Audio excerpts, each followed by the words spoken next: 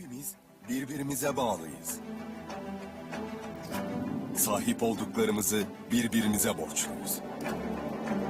Modern hayatlarımızın ritmini enerjinin ritmiyle şekillendiriyoruz. Enerji sadece makineleri değil, aynı zamanda medeniyetleri de harekete geçiren yaşamsal bir kuvvet. Bugünün meydan okumalarına karşı üreteceğimiz ortak çözümler, geleceğimizin yönünü tayin edecek. Her geçen gün artan enerji ihtiyacı bir zorluk gibi görünse de işbirliğine açılan fırsat penceresidir. Türkiye bu pencerenin ötesindeki dünyayı görüyor. Tarihinden ve medeniyetinden rafine ettiği birleştirici ve istikrarlaştırıcı güç olma kimliğini enerji alanına taşıyor. Hedefimiz ülkemizi küresel enerji merkezlerinden biri haline getirmektir. Medeniyetlerin buluşma noktası olan Türkiye, bir yandan enerji altyapısını ve kapasitesini güçlendirirken, bir yandan da enerji nakil hatlarının ve dezenformasyondan arındırılmış enerji haber akışının kesiştiği bir merkez haline geliyor. İnsanlık tarihinin büyük dönüşümlerine ilham veren İstanbul bugün de geleceği şekillendirecek yaratıcı fikirlerin ve enerji alanındaki dönüşümün yol haritasını çıkaracak ortak aklın ev sahipliğini yapıyor. İstanbul Enerji Forumu, bu yüzyılın en büyük zorluklarına yenilikçi ve sürdürülebilir yanıtlar üretme iddiasıyla küresel bir vizyonu ve kararlı bir misyonu temsil ediyor.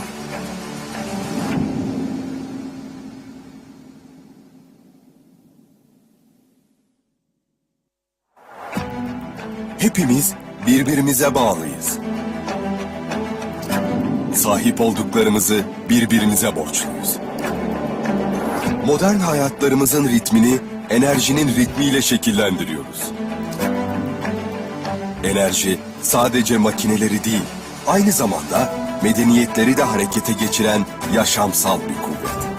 Bugünün meydan okumalarına karşı üreteceğimiz ortak çözümler, geleceğimizin yönünü tayin edecek. Her geçen gün artan enerji ihtiyacı bir zorluk gibi görünse de işbirliğine açılan fırsat penceresidir. Türkiye bu pencerenin ötesindeki dünyayı görüyor. Tarihinden ve medeniyetinden rafine ettiği birleştirici ve istikrarlaştırıcı güç olma kimliğini enerji alanına taşıyor. Hedefimiz ülkemizi küresel enerji merkezlerinden biri haline getirmektir. Medeniyetlerin buluşma noktası olan Türkiye, bir yandan enerji altyapısını ve kapasitesini güçlendirirken, bir yandan da enerji nakil hatlarının ve dezenformasyondan arındırılmış enerji haber akışının kesiştiği bir merkez haline geliyor. İnsanlık tarihinin büyük dönüşümlerine ilham veren İstanbul bugün de geleceği şekillendirecek yaratıcı fikirlerin ve enerji alanındaki dönüşümün yol haritasını çıkaracak ortak aklın ev sahipliğini yapıyor. İstanbul Enerji Forumu, bu yüzyılın en büyük zorluklarına yenilikçi ve sürdürülebilir yanıtlar üretme iddiasıyla küresel bir vizyonu ve kararlı bir misyonu temsil ediyor.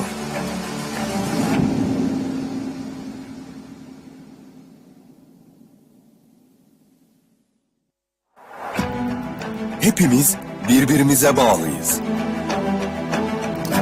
Sahip olduklarımızı birbirimize borçluyuz. Modern hayatlarımızın ritmini enerjinin ritmiyle şekillendiriyoruz. Enerji sadece makineleri değil, aynı zamanda medeniyetleri de harekete geçiren yaşamsal bir kuvvet. Bugünün meydan okumalarına karşı üreteceğimiz ortak çözümler, geleceğimizin yönünü tayin edecek.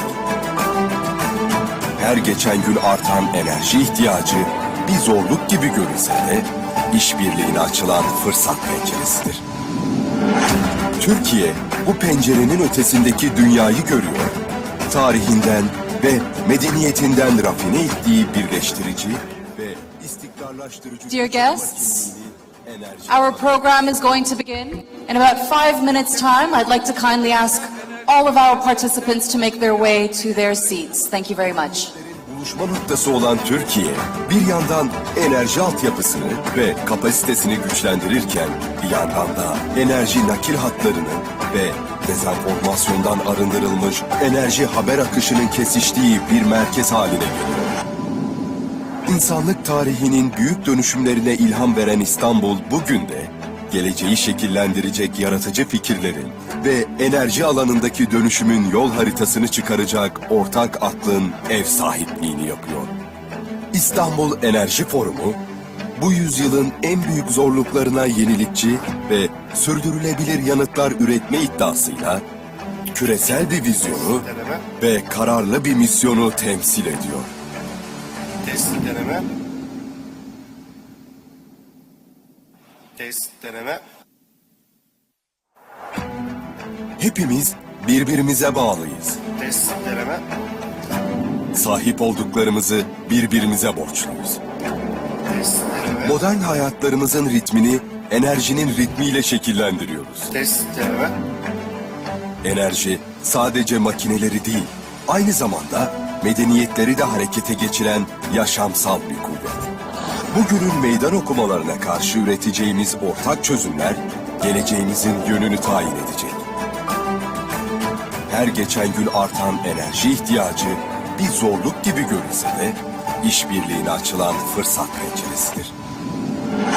Türkiye bu pencerenin ötesindeki dünyayı görüyor. Tarihinden ve medeniyetinden rafine ettiği birleştirici ve istikrarlaştırıcı güç olma kimliğini enerji alanına taşıyor. Hedefimiz ülkemizi küresel enerji merkezlerinden biri haline getirmektir. Medeniyetlerin buluşma noktası olan Türkiye, bir yandan enerji altyapısını ve kapasitesini güçlendirirken, bir yandan da enerji nakil hatlarını ve dezenformasyondan arındırılmış enerji haber akışının kesiştiği bir merkez haline geliyor. İnsanlık tarihinin büyük dönüşümlerine ilham veren İstanbul bugün de geleceği şekillendirecek yaratıcı fikirlerin ve enerji alanındaki dönüşümün yol haritasını çıkaracak ortak aklın ev sahipliğini yapıyor. Ladies and gentlemen, good morning. We will commence our proceedings in the main hall in 1 minute's time. So please gather in the main hall. We are about to begin. Thank you.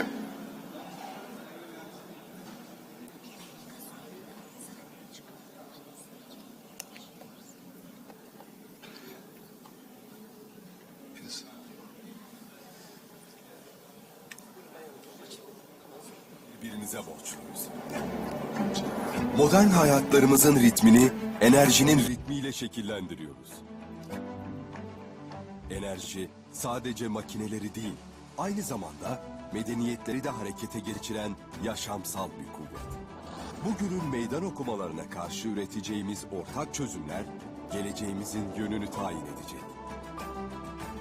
Her geçen gün artan enerji ihtiyacı bir zorluk gibi görünse de işbirliğine açılan fırsat penceresidir. Türkiye bu pencerenin ötesindeki dünyayı görüyor. Tarihinden ve medeniyetinden rafine ettiği birleştirici ve istikrarlaştırıcı güç olma kimliğini enerji alanına taşıyor. Hedefimiz ülkemizi küresel enerji merkezlerinden biri haline.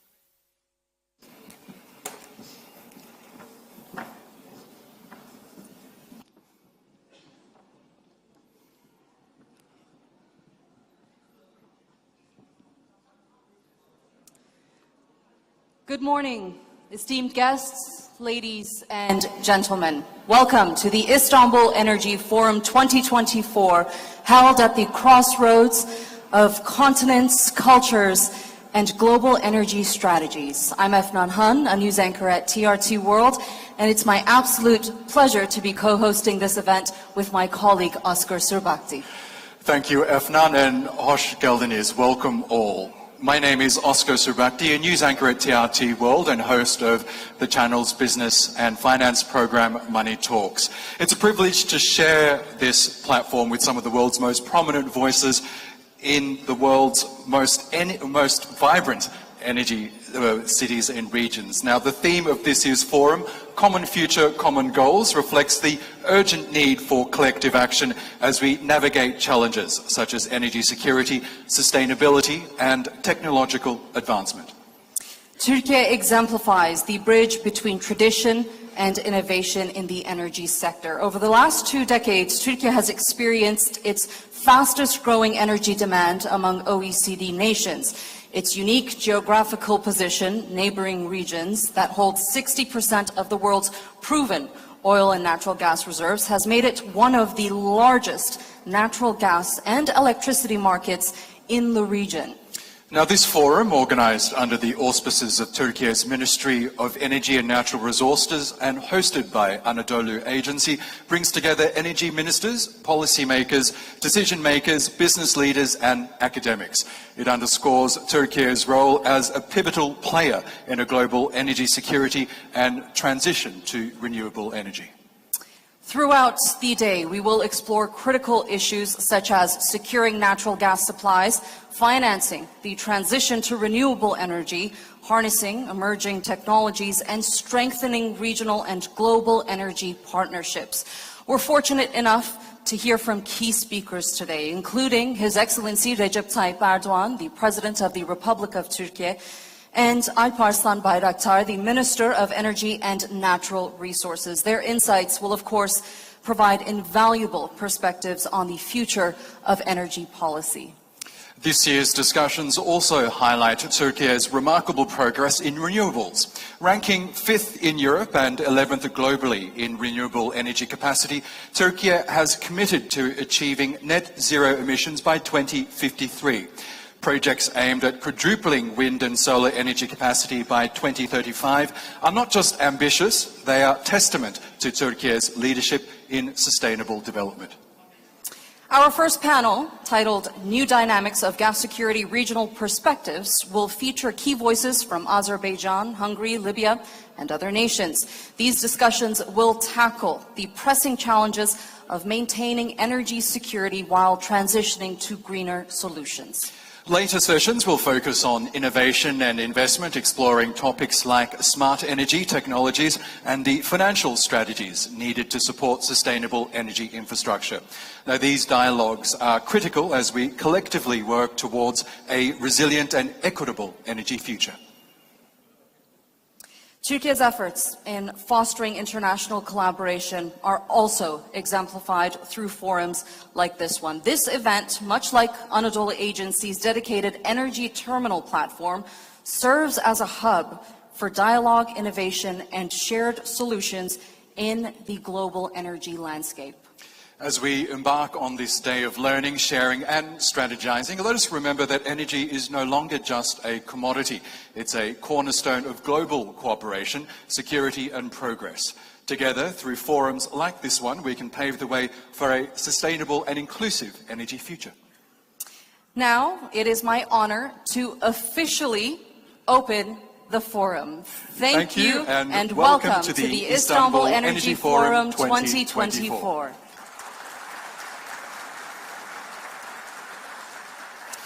Now, before I invite our distinguished guests of the first panel to begin the day's discussions, let's turn our attention to the screens behind us and watch a short video on Turkey's energy capabilities.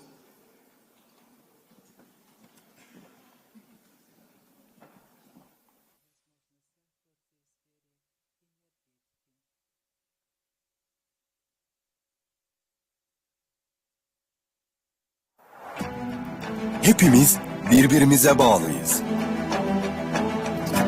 Sahip olduklarımızı birbirimize borçluyuz. Modern hayatlarımızın ritmini enerjinin ritmiyle şekillendiriyoruz.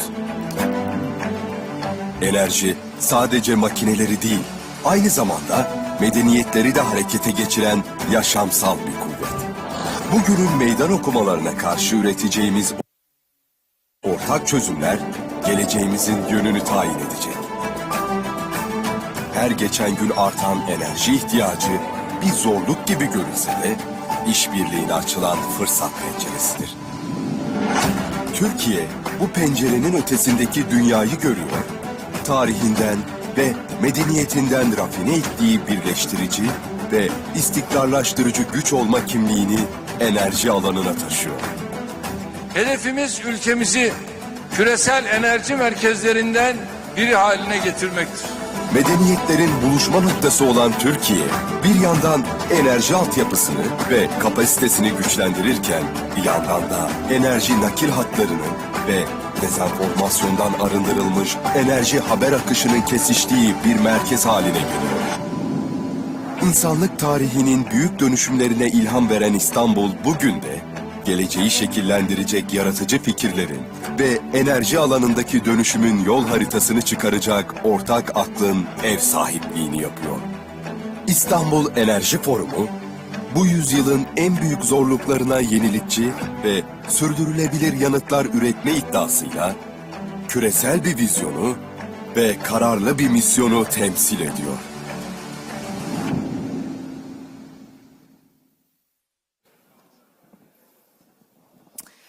I'd now like to introduce the first panel of the day, titled Dynamics of Gas Security Regional Perspectives. Please join me in welcoming the moderator, the Deputy Minister of Energy and Natural Resources of the Republic of Turkey, Mr. Ahmet Berat Çonkar.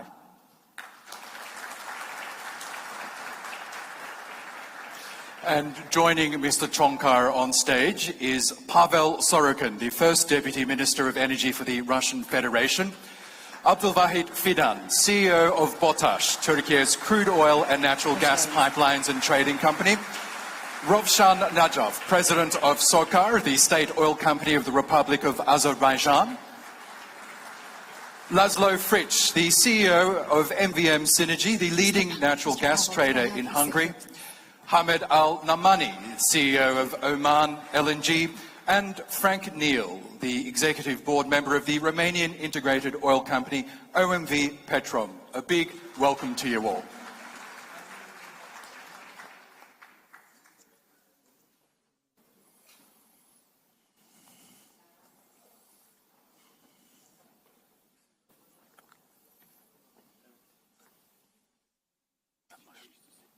Nasıl?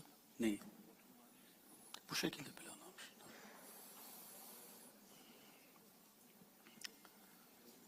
Honorable Minister, distinguished guests, it's a great pleasure for me to welcome you to the Istanbul Energy Forum. We are here today on the occasion of a very important event. This is the first Istanbul Energy Forum taking place in our beautiful city of Istanbul. After morning sessions, our President, His Excellency Recep Tayyip Erdogan, will be here and make his remarks. Many ministers from neighboring countries are with us here as well. We are also celebrating the 50th anniversary of BOTAŞ. BOTAŞ is one of the most crucial companies in our clean energy development. It has played an important role in the development of our gas infrastructure, modernization of energy resources, and also in the achievement of clean air cities in Turkey. Distinguished participants, the world has faced many crises in the last few years. Climate change, COVID-19, pandemic, supply chain disruptions, high energy and commodity prices, sticky inflation, increasing cost of capital, and also geopolitical problems. In this environment, an affordable and reliable energy supply in a sustainable manner is a growing challenge for us all. A lot needs to be done, both on the supply and the demand sides. There are many challenges we face, and the three prominent challenges are as follows. First of all, energy price inflation is the biggest problem we are facing now, especially due to the gas prices. In Turkey and in Europe, as we know, gas prices are the main determinant of the electricity prices. Secondly, energy security requires a unified collective effort in different venues more than ever now. Thirdly, financing the energy transition is the biggest bottleneck we are facing in the world. Gas and oil will be with us for many years to come, so there must be an orderly transition. When we come to Turkey, Turkey is the fourth largest natural gas market in Europe with an annual consumption of over 50 billion cubic meters of natural gas. For many years, Turkey was importing almost all of its natural gas needs. After the discovery of our natural gas in the Black Sea in August 2020, we achieved starting the production in this field within 3 years' time. As of today, we are producing 7 million cubic meters of natural gas per day from Sakarya gas field in Black Sea.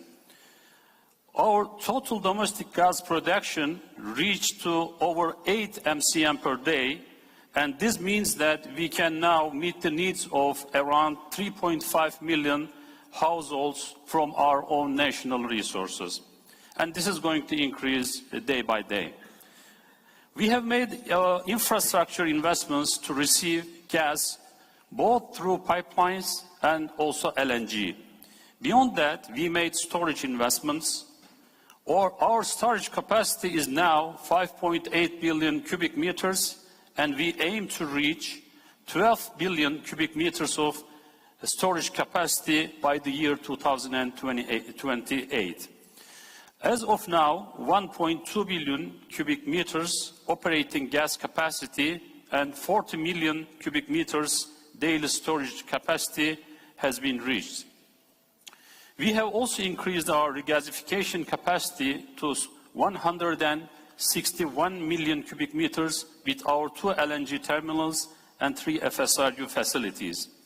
With these infrastructure investments, we are now able to offer more competitive solutions to the gas market, natural gas market.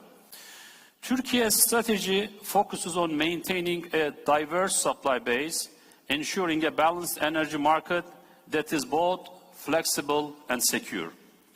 Additionally, we continue to support international cooperation in expanding our resource base.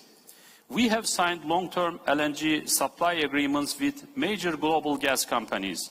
We also want to increase our cooperation with the countries in the region on a win-win basis and add resources in this region to our system. Turkey continues to serve as a key facilitator for the energy projects in our region with its unique location. Collaboration and cooperation are the unique tools that we can use to strengthen our energy supply security for all. Now, today in our session, in our opening panel, we have very distinguished guests, and I'm going to introduce them. First of all, Mr. Pavel Sorokin is the first Deputy Minister of the Russian Federation. Welcome. We have Mr. Abdulwahid Fidan. He is the Managing Director and CEO of our BOTAŞ company. Mr. Rovshan Negev, he is the President of SOCAR. And Mr. Laszlo Frič, CEO of MVM Energy. Mr. Hamad Al-Naamani, CEO of Oman LNG. And Mr. Frank Neal, Executive Board Member of OMV Petrol. There will be 2 rounds of questions in the first panel, so I will be glad if our speakers may keep their replies to each question around 4 minutes' time. So first, I would like to turn to Mr. Sorokin, First Deputy Minister of Russian Federation. I would like to convey my question to you, Mr. Sorokin.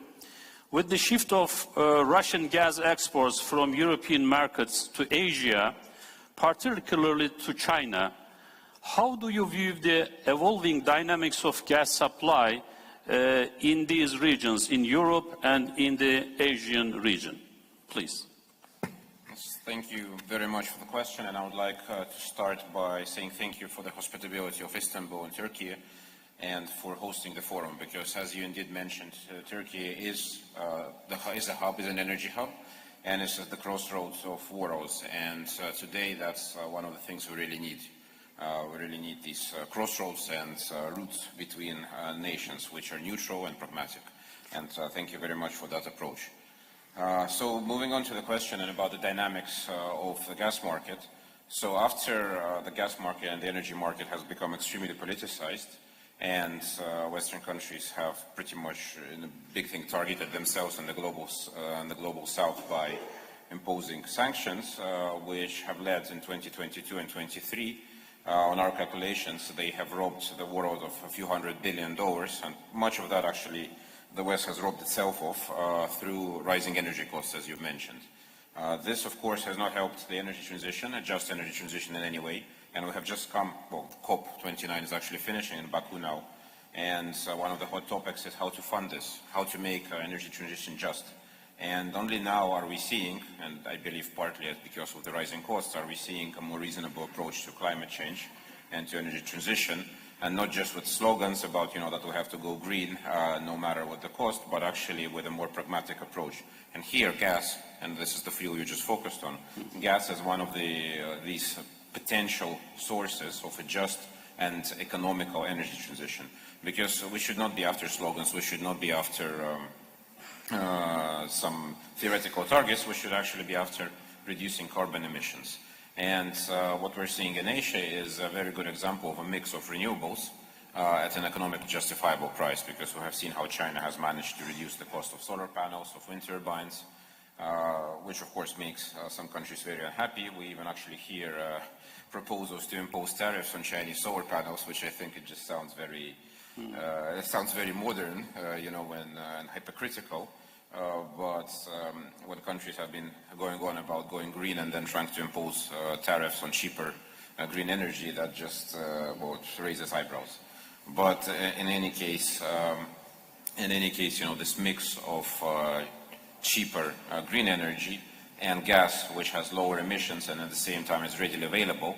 And what we're seeing is that every day, the LNG trade grows. Every year we see LNG market adding 4 to 7% at least in volumes, and a lot of projects coming online soon.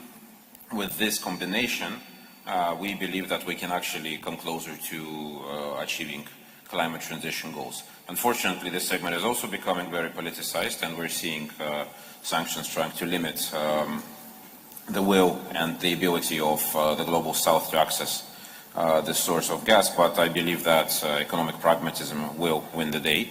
And with demand growing in China, India, in other Asia-Pacific countries, we believe that there is sufficient market for everyone. So we ourselves will continue to develop both pipeline supplies, which give security and flexibility, and we'll continue supplying competitive LNG to our partners and to the world. Thank you, Deputy Minister. Now I would like to turn to Mr. Abdulwahid Fidan. Mr. Fidan, this year BOTAŞ is celebrating its 50th anniversary.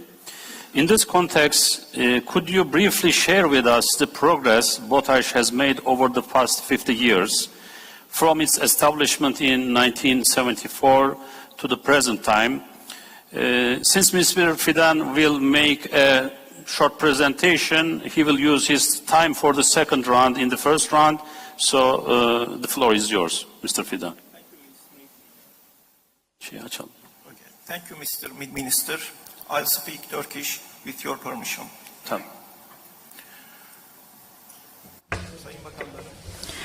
Distinguished ministers,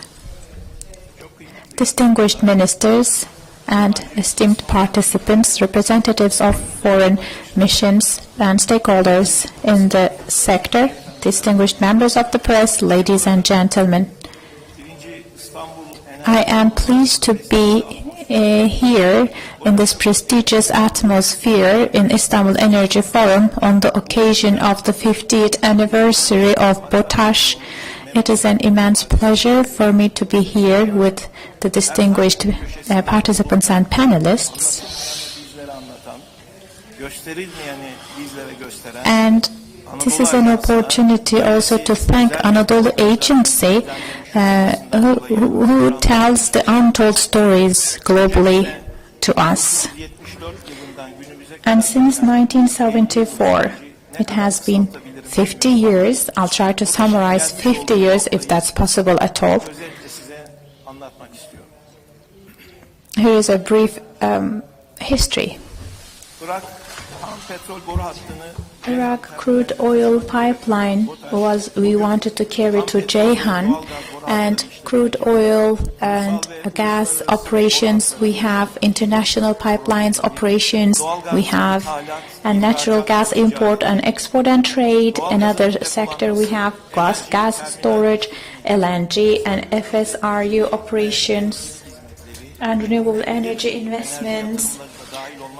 So these are our main operations for the past 50 years, and we are one of the strongest companies in the region. This is our oil pipeline operations. Initially, Batman, Dörtyol, Kırıkkale, Ceyhan, Irak, Turkey pipelines were there for crude oil carrying activities. This map shows you the operations. In 2006, we had Bakü-Tbilisi-Ceyhan pipeline entered into operation, and in 2021, Dörtyol-Ceyhan pipeline was inaugurated, and the total length is now 3,500 kilometers. And so far, with the current pipelines, 14.5 billion barrels of oil is carried in the country or transported internationally. Ceyhan port is important for the transport of crude oil. It is one of the leading centers globally. In terms of natural gas, it dates back to 1986. Today, around 20,000 natural gas pipelines serves the customers. 1 trillion cubic meter is the volume of natural gas we transported.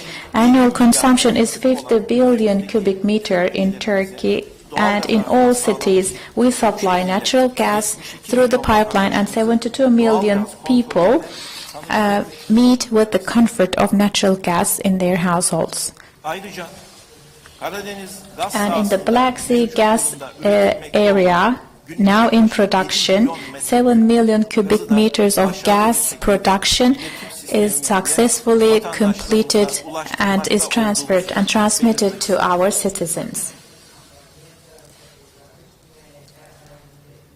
20% of our natural gas demand is to be stored according to our targets. 5.8 billion cubic meters is the target now for storage, and by the end of 2027, 12 billion cubic meter capacity we want to reach, and we're still building the infrastructure for that in 2 different locations. We have underground natural gas storage. We are the owners and operators. And we have the Salt Lake storage capacity, 1.2 billion cubic meters. It will go up to 4.6, and the biggest offshore storage underground facility capacity will go up to 6 billion cubic meters from 4.6. And we have hard work still ongoing in this area.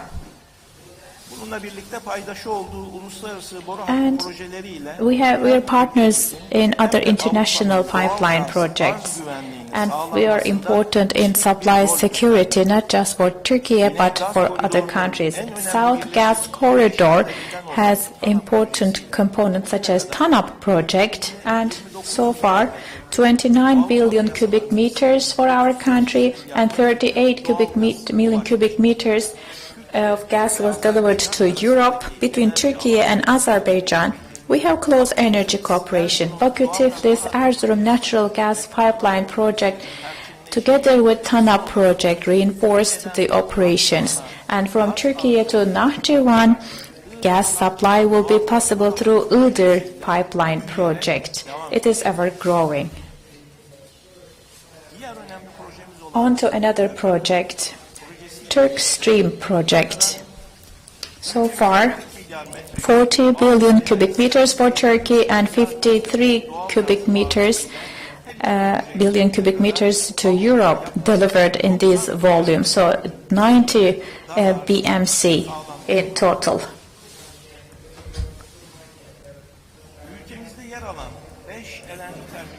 We have 5 LNG terminals, 2 FSRU and 1 land terminal. 3 of them belong to us.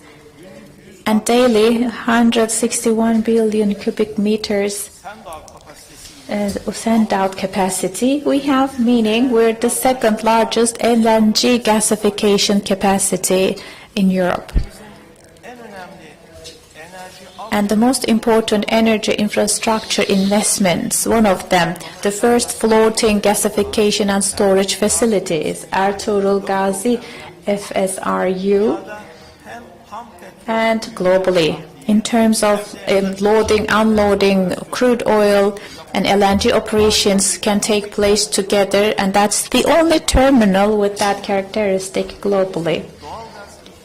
And in natural gas exports targets that we have in ensuring supply security, we have Saros FSRU terminal and an important infrastructure supplied by our company. In these terminals, guiding and hauling. So at the moment we have 17 tugboats. The number will increase significantly in the near future, and this is ensured by our company. In terms of supply security, let's take a look at this map, import, export and trade in gas. With Southeast Europe especially, our country plays a crucial role in terms of supply security. Bulgaria, Romania, Hungary and Serbia. And us, we have supply agreements in terms of natural gas supply, and 20 years ago we used to have only 5 cities with natural gas. Now it is 81 cities and 800 settlements with natural gas, LNG terminals, natural gas storages, FSRU ships, international pipelines, and we have natural gas trade with 34 countries, and we export natural gas. This is our Turkey today, a little bit thanks to potash. And this is under the auspices of our president and with the guidance of our minister. This is thanks to our long-term plans.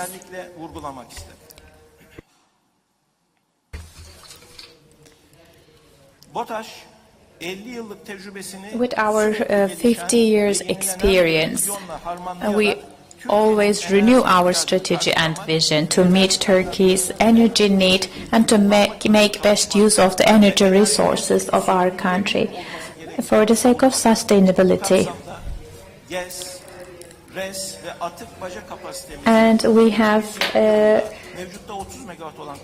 30 megawatt capacity that will go up to 60 megawatt capacity in our plants, and all energy we have will hopefully come from renewable energy according to our targets.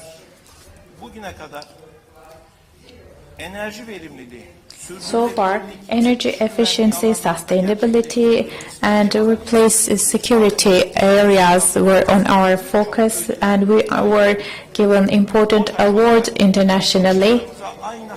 And we have always been sensitive, and we will continue to be so about these topics. And low carbon sustainability is at the core of our international efforts. Natural gas and LNG are flexible sources and play an important role in energy transformation.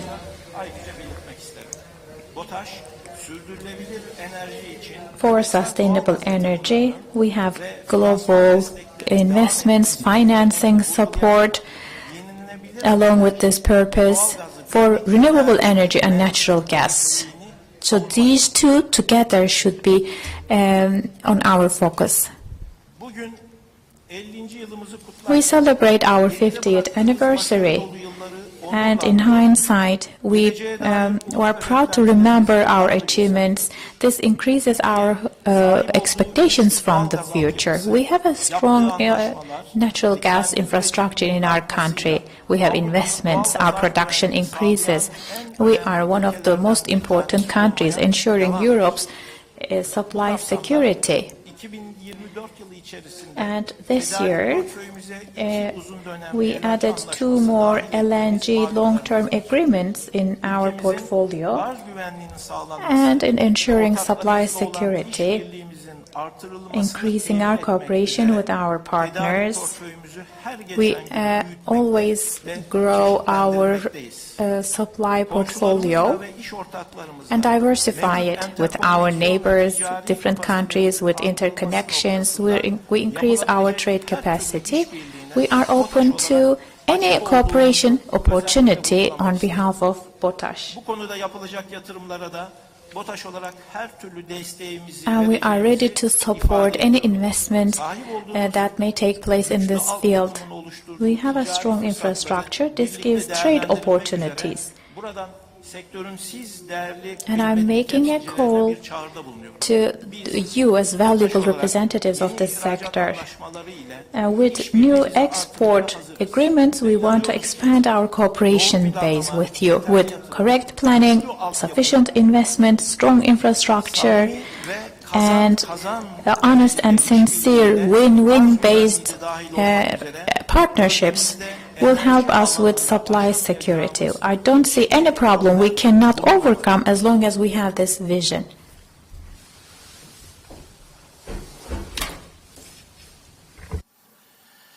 Enerji sektöründe global bir marka olma yolunda ilerlerken We are well on our way to become a global player in the global energy industry, and we have our approach of sustainability, and we will build on our existing leadership in the energy industry. To that end, we would like to thank our President Recep Tayyip Erdogan for all kinds of support that he provided, and Alparslan Bayraktar, our Minister of Energy and Natural Resources, for his cooperation. And I would also like to congratulate and thank every member of the BOTAŞ family for all of their contributions over these past 5 decades. Thank you. Mr. Fidan, thank you very much for your comprehensive presentation. We also thank to all the former managing directors and the team that achieved these important milestones in our BOTAŞ company. So now I would like to turn to SOCAR, one of your close partners, Mr. Necef. I would like to ask this question to you. How does SOCAR plan to strengthen its position as a key supplier of natural gas to Europe and neighboring regions in the middle of this rising competition from other gas suppliers and the growing importance of LNG nowadays? Thank you very much. First of all, I would like to thank for invitation to be at this panel. It's a privilege and honor. And I would like also to use this opportunity to congratulate BOTAŞ family this 50th anniversary. BOTAŞ has been one of the key players in making our Brazil and Turkey strong, in contributing to its development. Besides, BOTAŞ has always been a reliable and trusted and capable partner with whom it was privileged and is privileged to work. And we have a lot of projects together that bring gas not only to Turkey but beyond the Turkey, contributing to the energy security of the region. And in that sense, you said competition, but I think actually there is no competition if you look into the increasing demand for cleaner energy sources, and the gas is doubtlessly one of such sources. And demand for power, demand for electricity is rising, and this rise in last 2 years has tremendous speed because of AI, new technologies coming into the force. In that sense, I don't think there will be competition. I'm afraid there might be not enough supply to meet this demand. And this comes again for 3, 5, 10 years ago when some politicians in some countries were forcing not to support upstream activities in gas field when there was financial institutions shying away from financing such projects. In that sense, in any upstream project, including the gas, it takes years from your investment until the product reaches the final consumers. It's not something that you want today and you get tomorrow. Also, in Azerbaijan, we made it for the last 2 years, we increased our supplies to Europe because there was demand, there was a request from our partners in Europe to deliver more gas. We managed it, but it's not possible every day and it's not possible all the time to bring additional volumes without additional capex. In that sense, I think the world should be ready where there will be lack of scarcity of gas, natural gas. And again, when we talk about real facts, if you look at consumption of energy and power, last 2 years, coal-powered plants, they have been active, even more active than previously. And when we talk about cleaner energy decarbonization, we should support these real initiatives which are implemented by energy companies. Like SOCAR, we are committed to net zero by 2050. We are OGDC member. We have declared our ambitious plans to reach near zero methane flaring to decrease our carbon footprint. But in that sense, cleaner energy will be there. But again, it will be oil and gas and renewables and other sources. It doesn't mean that we should stop producing gas. And in my opinion, and I think if you look at the real data, gas, there will be need for that. So together with the partners, together with reliable partners, we are on the journey of delivering more gas to our partners. Currently, Azerbaijan is supplying to 11 European countries. By the end of this year, we aim to reach to number 12. So in 12 months, we will have the 12th client in Europe, and out of these countries, 7 are EU members. So we are contributing to the energy security of the region, but we are doing this together with the partners. And once again, I would like to congratulate Potash for his 50th anniversary and thanks for being such a reliable partner to us. Thank you very much, Mr. Najev, for your contribution. Now I'd like to turn to Mr. Fritsch, and I would like to convey my question. Mr. Fritsch, how do you assess the current state of gas security in Central and Eastern Europe? And what role do you see for MVM-C energy playing in the region? What are the key indicators that you are watching in this respect? Thank you very much. First of all, I would like to thank for the invitation. It's a pleasure and it's an honor to be here today. And I would like to congratulate as well Potash. It was quite impressive, which was presented the last decades. It was quite a long journey and very successful, so congratulations for it. Coming to the question, the region, it's very interesting from a security of supply point of view, because basically somehow this is the end of the western routes. This is somehow the end of the southern route as well, and also from north we are at the end. So you could say that basically it's a very special region. Europe is definitely going green, and basically the role of natural gas is quite debated in the EU. However, I think that, as it was mentioned before, the role of gas, especially in this region, it's much more important than for the rest of the Europe. And saying that, I'm also convinced that basically the gas will live along much further than in the rest of Europe. And basically, what we do see in the region is that most of the Central European countries are landlocked countries. So now we have a boom of LNG, which obviously creates a lot of opportunity for Europe. However, for these countries which are landlocked, it's much more difficult. I think that a lot of infrastructure has been built and is still under construction in Europe. So basically the opportunities are growing. But for the region, I think a balance between the pipeline and the LNG sources are quite crucial. And coming back to our company, MVM had quite a lot of development in the last decade, not only in gas but also in green energy, and this is what we would like to continue in the future as well. But in terms of gas, I think that what we wanted to achieve in the last 5 years is to get much more regional, and I think we've been quite successful. Actually, we have operations starting from Austria, Romania, Croatia, and we would like to grow further. And basically, for us, it's quite vital to have a balance. Obviously, traditionally, the Russian gas was quite important for us and is still quite important for us. However, the new partnerships with Potash, with SOCAR, are quite also important.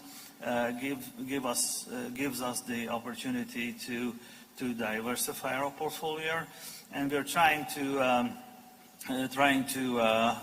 reach our portfolio with LNG as well. We entered into the LNG market, and we would like to further develop our LNG desk. So I think that the main point for the region is diversity. Dependency on a single source, it's a no-go, I think. But to have a good mix in your portfolio, is a way to go. Thank you very much, Mr. Frege, for your contribution as well. Now I would like to turn to Mr. El Namani, and I would like to ask the question regarding Oman's key played role in the global LNG market. For many years, we know about this role. How do you view the evolving dynamics of gas security globally, and what role does Oman LNG play in ensuring stable and secure energy supplies to its key markets? Please. Thank you very much, and all our colleagues today for your time. Always a pleasure to be in Istanbul, beautiful city. Of course, we also would like to congratulate our colleagues in Potash for successful 50 years. It's impressive when we look at the numbers and the size of the achievement, and definitely it's an honor that we have concluded an agreement with Potash this year to supply LNG. But it also says a little bit about what the Sultanate of Oman think about energy access and sustainability. We view opportunities around a sustainable access to energy, an energy that is affordable and enable equity access, because there is still a lot of areas around the world where there is insufficient access to energy. And we also see clearly that there is a need for security around energy. The recent few years have demonstrated that we all have to play a role. For the Sultanate of Oman, it's about relationship and long-term partnership. What we look at is being able to help our partners achieve their objective in terms of energy access. But more importantly, now we have broader need in terms of energy mix. Our investment around renewable coupled with LNG and gas, and our ability to attract and ask that partners come as well and work with us in Oman and take that energy with them would enable to address these challenges. For the particular of the Turkish market, we see quite what everybody sees, massive access to within the European region, very short selling distance from Oman, and being able to grow into this Eastern Europe market. And when we started discussing with Botash, what we saw is very quick complementarity. We found that the organization viewed the world of energy the same way. We found that we were looking at agility and flexibility in the same manner. And we also saw it as a way to be able to broaden our access to one of the largest markets. And we are very pleased with that. Within a year, we start to see the dynamic of agility and adaptability. So what we see with our relationship with Botash is what we would like to see with all the markets. The world of LNG and gas today will not be the same in a year or two. It will not be the same in 10 years. It will continue to change. What do we do about it? Is be able to cooperate together. When things change, we should be able to shift to a new world that enables to deliver still energy sustainably. Second thing is open up investment opportunity. If we invest in the long term, we can weather off challenges.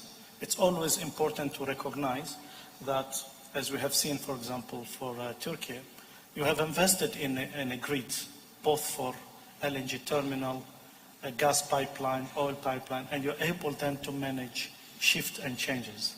Not everybody actually has done it, and there is a lot of opportunity to learn. To come and ask, what would organizations and nations do when they extend their span for 5, 10, 20 years, instead of looking at trying to just fix the problem that we have today. The problem that we have today would be fixed over time, but the problem that we do not know in 5 years can only be fixed if we build investment opportunity, we grow infrastructure, we grow trade relationship, and we strengthen those ability to be able to sit on the table and address anything that change. Energy sustainability, I think our colleague talked as well around the COP29 and the world as it address energy transition. It's very important to recognize that gas will be around for a very, very long time. Yeah, we cannot just move one part from the equation and be able to address sustainability, affordability, and security. And we have to invest in gas. We have to leverage gas to create a stronger, more affordable energy mix. Renewable will help. In the Sultanate, we have announced our green hydrogen economy. We're investing like everyone else in renewable, but we recognize the pragmatism of having to do it together. One is just not eliminating another one. Technologically, we're not there. Cost-wise, we're not there. But also, we have to recognize there's still a lot of market that did not have access to energy. Yeah. So what we're looking at in terms of partner is technology capabilities as well. Your ability to build wind farms, solar panels, energy storage, transporting this energy from one way to another, but also creating deals where we can actually agree a mix of energy rather than one energy in an agreement. So how would we start transporting energy, let's say, to the Turkish market, which is just beyond oil only or oil derivatives or gas only, but maybe a combination of LNG with hydrogen embedded into the volume. Maybe LNG with synthetic methane. So we capture CO2, turn it into LNG and put it in the product, and reducing the carbon footprint and enable to do it more cost competitively. That's what we would like to really continue to work towards. We look at the Turkish market and the Turkish manufacturing capability as a leverage that we could come from time to time and sit with you and see what you can do to help us and what we can do to help you to unlock this opportunity. But again, as I said at the beginning, let's not look at a 2 or 3 years horizon. We really need for these opportunities to be cost effective, to be more sustainable if we broaden the horizon in terms of investment. 15, 20 years deal make a lot of things work well, makes a lot of sense for us. Thank you. Thank you. Thank you, Mr. Damani, for your remarks. And now I would like to turn to Mr. Neil. As of one of the leading energy companies in Romania, what role do you envision for OMV Petrom playing in ensuring not only domestic but also regional energy security, particularly for countries that are highly dependent on gas imports? Please. Good morning and thank you for the invitation. And as my colleagues say, I'm very honored to be here for this 50 years anniversary of Potash. And Mr. Fidan, congratulations for the achievement of the company. We have seen very impressive numbers.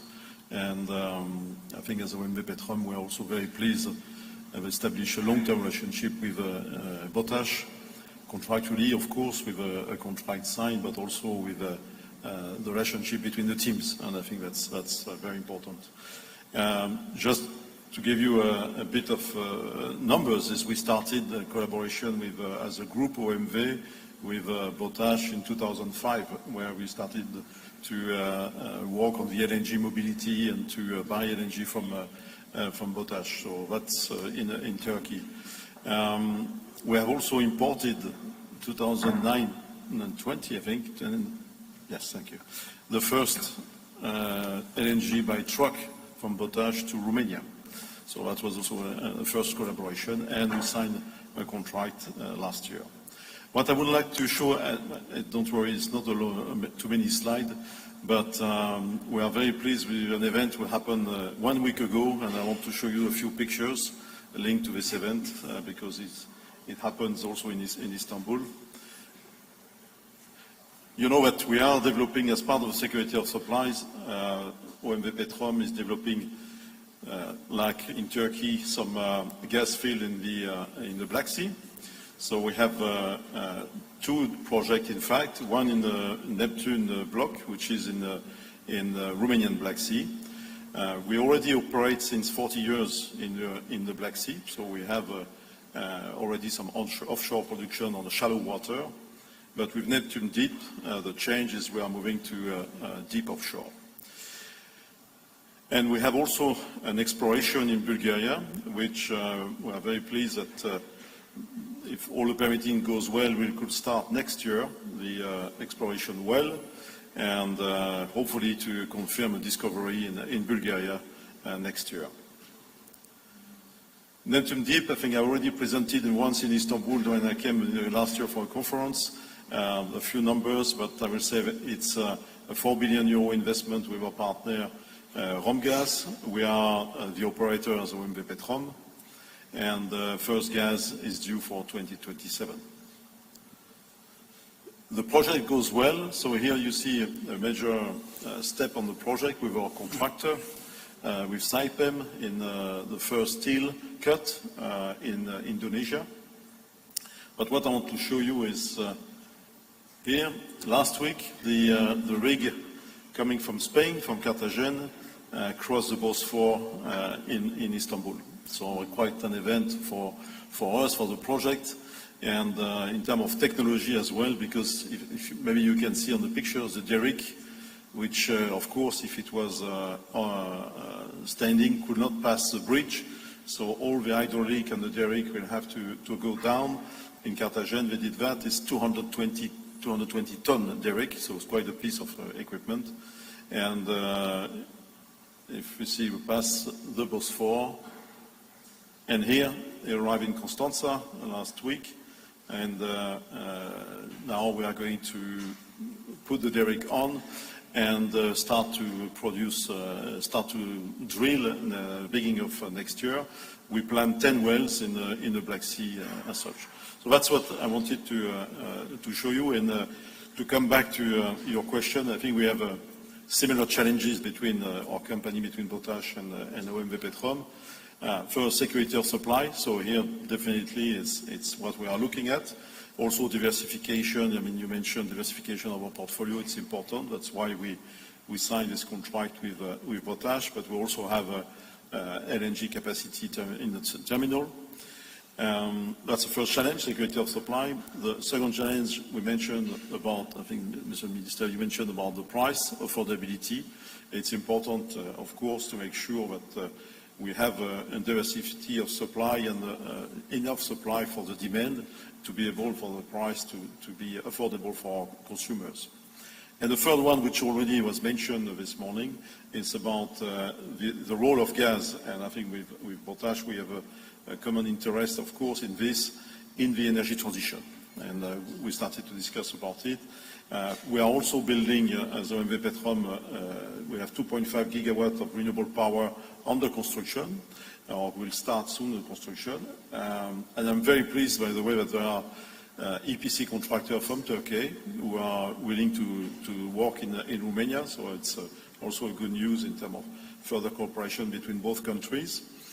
And in terms of the energy transition, what we see now, just to give you numbers, what's happening now not only in Romania, but also in Bulgaria, we have a huge increase of price in electricity, mainly due to the fact that there is not enough, when there is no wind, no sun, and we are in the winter in this period, but also during the summer, when there was no wind and a very high demand on the air conditioning, we have we need an import of power in Romania, which is between 2 to 3 gigawatts of electricity, which drive the price, the highest price of power now is in this region in Europe. So that's a challenge, and I think what renewable power will help, but we need also gas power plants to be able to manage when there is no wind, no sun, and we see this exactly at the moment what's happening on the market. So there is now between, let's say, 2.5 gigawatts of gas power plant is going to be built in Romania with different investors. That also will, of course, help the gas consumption in Romania, but definitely will secure less constraint, less pressure on the power price.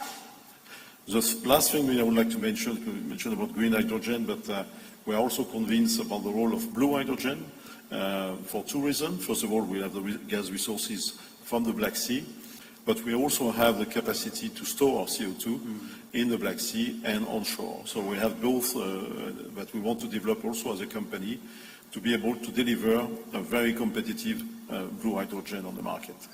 Thank you. Thank you very much, Mr. Neil. Now, I would like to turn to Mr. Sorokin for the second round of questions. For the sake of time, if you can please keep your answers to 2 to 3 minutes in this round, I will be glad.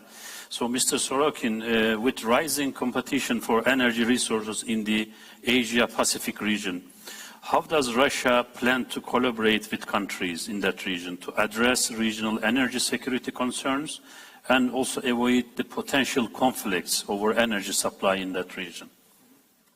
Yes, thank you. Thank you very much for the question. So, also to keep things short, basically, what is competition? I mean, in the modern market, everybody today has spoken about, first of all, affordability of energy for consumers, and that means that we have to look at the cost curve and what constitutes positioning of each country or each field there.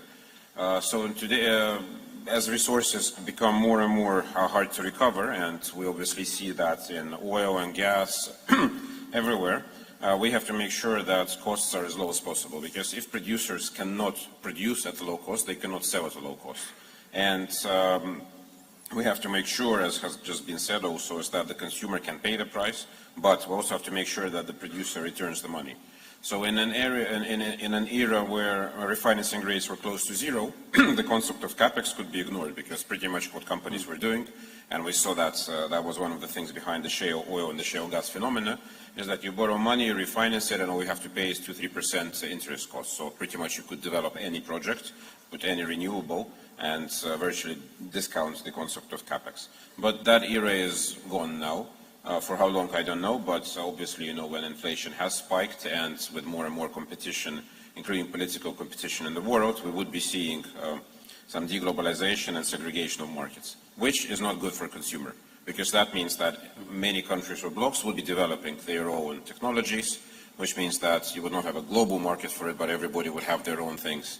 And the cost of development will rise. The same goes for the cost of funding. When you don't have access to global funding, and we're seeing more and more countries trying to worried for their energy security, for their economic security, and trying to safeguard themselves, but that all means rising costs. So on the cost curve, most likely the cost of developing and delivering resources at some point would rise for everyone. But we, and I really liked the concept from Mr. President Aliyev at the COP when he said that resources are a gift of God, and for each country, I mean, Turkey has found the gas fields, which is giving Turkey the opportunity to develop it at a low cost and give it to their consumers at low cost. We also have the same, so we have good geology and we have good geographic positioning. So having already pretty much broadly solved the technological question, we believe that we will maintain our spot in the lower 50% of the cost curve, both in terms of pipeline supply and in terms of LNG supply. So we plan to purely focus on economics and at what price we can deliver the resource to the country. So besides the economic and the geological factor, there's also the regulatory factor. So if, for example, carbon regulation becomes a big influential factor on the cost of energy resources, then once again, each country by itself would decide whether it wants to impose this additional tax on consumers or not. And those who do not, or who are more reasonable about it, they would have a competitive advantage. We can function in both of these systems, so and we were developing relationships with pretty much all major players in the Asia Pacific and Central Asian markets. So we do not see any major limiting factors to having fair and competitive presence there in energy, to give people energy at a competitive price. And I would like also to conclude by also congratulating Botash with the anniversary, because indeed it has become a company which has showcased by its own achievements that in any competitive market, in any difficulties, you could continue being sustainable and supplying your own country with energy. And congratulations with that major achievement. Great. Thank you very much also for Russian cooperation and collaboration with our companies in this area. We appreciate that as well. So I would like to now turn to Mr. Najaf again. My question is, as Turkey's largest foreign direct investor now, what is the investment plan of SOCAR in Turkey and as well as in Europe, especially in the field of energy? In Turkey, we have, first of all, existing infrastructure, existing facilities like our petrochemical plant, where we are a majority shareholder. Initial investment will be in this field again to modernize our petrochemical complex in Turkey, and very soon we'll be announcing what are the plans regarding that. Hopefully it will be done by the end of this year. Because we do live in Turkish market, we do believe in the market beyond Turkey, where we can supply by using our facilities here. Besides, we are now in discussion with the partners potential projects in energy sector of Turkey. And again, having partners like Potash, like Turkish Petroleum, TPAO, it gives a confidence for us to be in the sector, not only in Turkey, but also to look into projects beyond Turkey in third countries. And once again, we are discussing with the partners potential cooperation in the third countries. The world needs and will need energy. It will need cleaner energy. That's why SOCAR and our partners, we have our decarbonization plan with the aim to bring this energy as cleaner as possible with all sustainability standards in place. And we really do believe that achieving net zero by 2050, but at the same time providing to the energy security, ensuring energy security, which is one of the primary goals of an energy company, are possible, and together with technological advance, with the science, with the partners, but it should be partnership. Without partnership, it will not be possible. Sure, we are very confident that we will prove it. Thank you. Thank you. Thank you very much for all that. And now I would like to turn to Mr. Fritsch again. Mr. Fritsch, what are the key opportunities you see for MVM to expand its role in the global energy landscape, particularly in terms of gas security? And how do you plan to position your company for the future challenges that we are talking about? Thank you for the question. I would start from the whole energy point of view. So basically, what the group is doing right now is to concentrate on energy security, first of all. So basically, we are developing a nuclear. We are going to build 3 CCGTs in the next couple of years. And obviously, gas will have quite a significant role further on in Hungary. And we would like to strengthen our partnership with all these surrounding countries. I think it's quite important for the whole region to have a good cooperation. And in terms of globalization, obviously we would like to further develop our LNG activity, our LNG desk. And again, I would like to emphasize that for us to have a balance between the sources, to have a balance between the routes, it's quite important, and we would like to further develop this. Nevertheless, I think that to use the own resources is still pretty much important.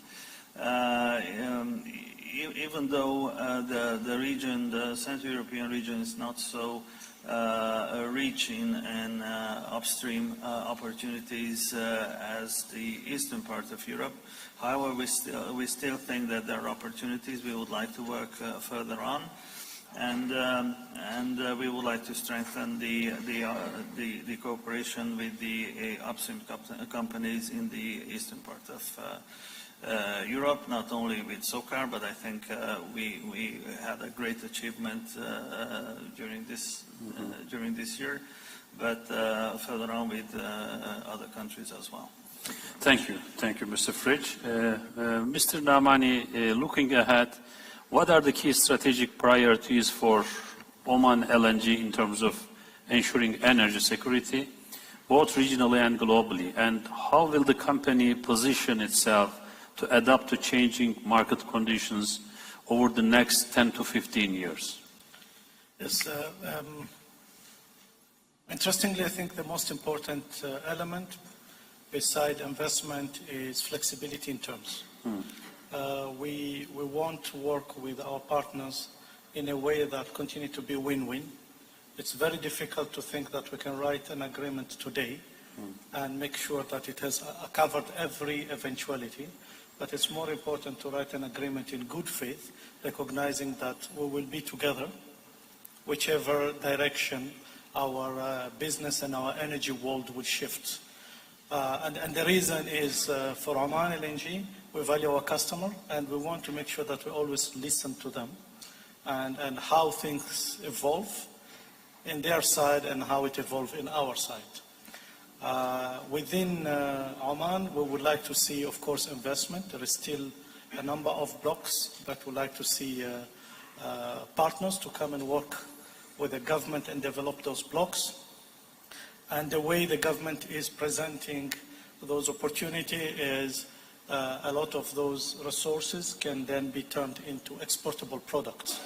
And hence, a gas block can then be linked to LNG and exported. We have Oman LNG, we have Marsa within Oman, which is also growing. Our own opportunities to expand is also on the table that we're looking at. But I would like the market, including within Turkey, to recognize that to be able to withstand the challenge of time, we do it the way we've always done it in the region. We do it in good faith. We sit around the table, we put a good agreement, we shake hands, we keep talking, and whenever there is an issue, we meet again. And we talk, and we really try to work out an amicable way to resolve those. Last but not least, I think the element of costs will continue to be on the table. And one way to really reduce cost is to open up opportunity for competition and for technology to come in. Ability to manufacture equipment, ability to use your experience as you operate certain assets. And if you think you have a competitive advantage in those areas, come over and talk to us and see how we can use it within our own framework. Thank you. Thank you, Mr. Nomani. And last question for Mr. Neil will be the OMV Petrom, as we mentioned, plays a significant role in the energy landscape of Central and Eastern Europe. In this respect, how does OMV Petrom position itself to ensure a stable and secure supply of gas to its customers? Thank you for the question. I think the biggest things we do is this investment, in the Black Sea, of course, but that's not only this investment. As I mentioned, we want to continue to do exploration in the Black Sea, in Bulgaria, but also in Romania. So we have some other exploration close to Neptune Deep. We want to continue in next year and 2026. We still have onshore opportunity also in Romania, oil, mainly oil, but also in gas. So we will continue to do that. We are investing also this year. We took a final investment decision for sustainable aviation fuel in our refinery. So it's a 750 million euro investment, so one of the largest investments in Southeast Europe for sustainable aviation fuel, with 2 electrolyzers. So, and we secure also, we are talking about securing gas supply, but we're also securing the used cooking oil and all the supply we need for this installation.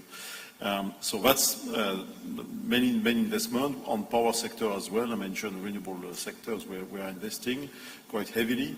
And also as part of this energy transition, we are developing the largest EV charger in the region. So we should have about 1,000 EV chargers by the end of this year in Romania. And we continue in Bulgaria and Serbia and in Moldova, which is our footprint in terms of petrol station. So that's, I think, but I think the main thing I would like to highlight is the level of investment the next 3 years for our company is the largest investment never done by OMV Petrom in the life of OMV Petrom. So the next 3 years, in terms of our traditional business and the energy transition, the very important years towards our shareholders and our consumers in terms of the promise to deliver and all this investment. But we are confident, and we are already signing EPC contract and ordering the long lead items, so it's ongoing. So. And maybe to finish on, for my friends from Potash, I would like to invite you in Constanța to see our project. And also Mr. Hadji would like to invite you to visit the Football Academy of Constanța. So I hope you will come, and I know there's a big football fan in the room from Potash. Okay, thank you very much. Before concluding our panel, I would like to make a couple of remarks. As we see, regional infrastructure development and policy integrations are the cornerstones of successful energy transition and also energy security. As the energy security being the most important priority now, it is clear that with new technologies and cooperation efforts, we have to improve our works. It's also clear that oil and gas will stay with us for the coming years. We must continue to foster our international cooperation, regional cooperation for energy supply security. With that, I would like to cordially thank to our speakers for their participation and sharing their valuable views and insights with us. I hope we may achieve our goals of sustainable, secure, and clean energy future for our nations, for our people. Thank you very much for your attention.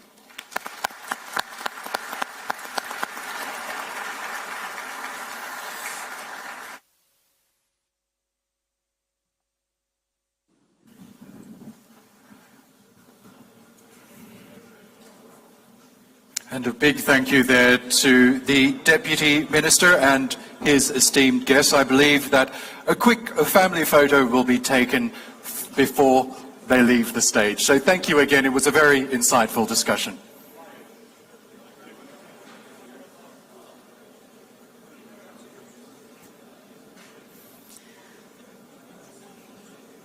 Dear guests, we're going to take a short 15-minute break. There are refreshments for you outside in the hall, which you can help yourselves to. We'll be back here at 11:20 sharp to continue with the second session of the forum.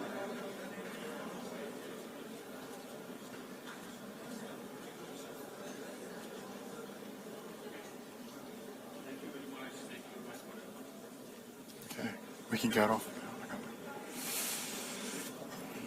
Birbirimize bağlıyız. Sahip olduklarımızı birbirimize borçluyuz. Modern hayatlarımızın ritmini enerjinin ritmiyle şekillendiriyoruz. Enerji sadece makineleri değil, aynı zamanda medeniyetleri de harekete geçiren yaşamsal bir kuvvet. Bugünün meydan okumalarına karşı üreteceğimiz ortak çözümler geleceğimizin yönünü tayin edecek. Her geçen gün artan enerji ihtiyacı bir zorluk gibi görünse de işbirliğine açılan fırsat penceresidir. Türkiye bu pencerenin ötesindeki dünyayı görüyor, tarihinden ve medeniyetinden rafine ettiği birleştirici ve istikrarlaştırıcı güç olma kimliğini enerji alanına taşıyor. Hedefimiz ülkemizi küresel enerji merkezlerinden biri haline getirmektir. Medeniyetlerin buluşma noktası olan Türkiye, bir yandan enerji altyapısını ve kapasitesini güçlendirirken, bir yandan da enerji nakil hatlarını ve dezenformasyondan arındırılmış enerji haber akışının kesiştiği bir merkez haline geliyor. İnsanlık tarihinin büyük dönüşümlerine ilham veren İstanbul bugün de geleceği şekillendirecek yaratıcı fikirlerin ve enerji alanındaki dönüşümün yol haritasını çıkaracak ortak aklın ev sahipliğini yapıyor. İstanbul Enerji Forumu, bu yüzyılın en büyük zorluklarına yenilikçi ve sürdürülebilir yanıtlar üretme iddiasıyla küresel bir vizyonu ve kararlı bir misyonu temsil ediyor.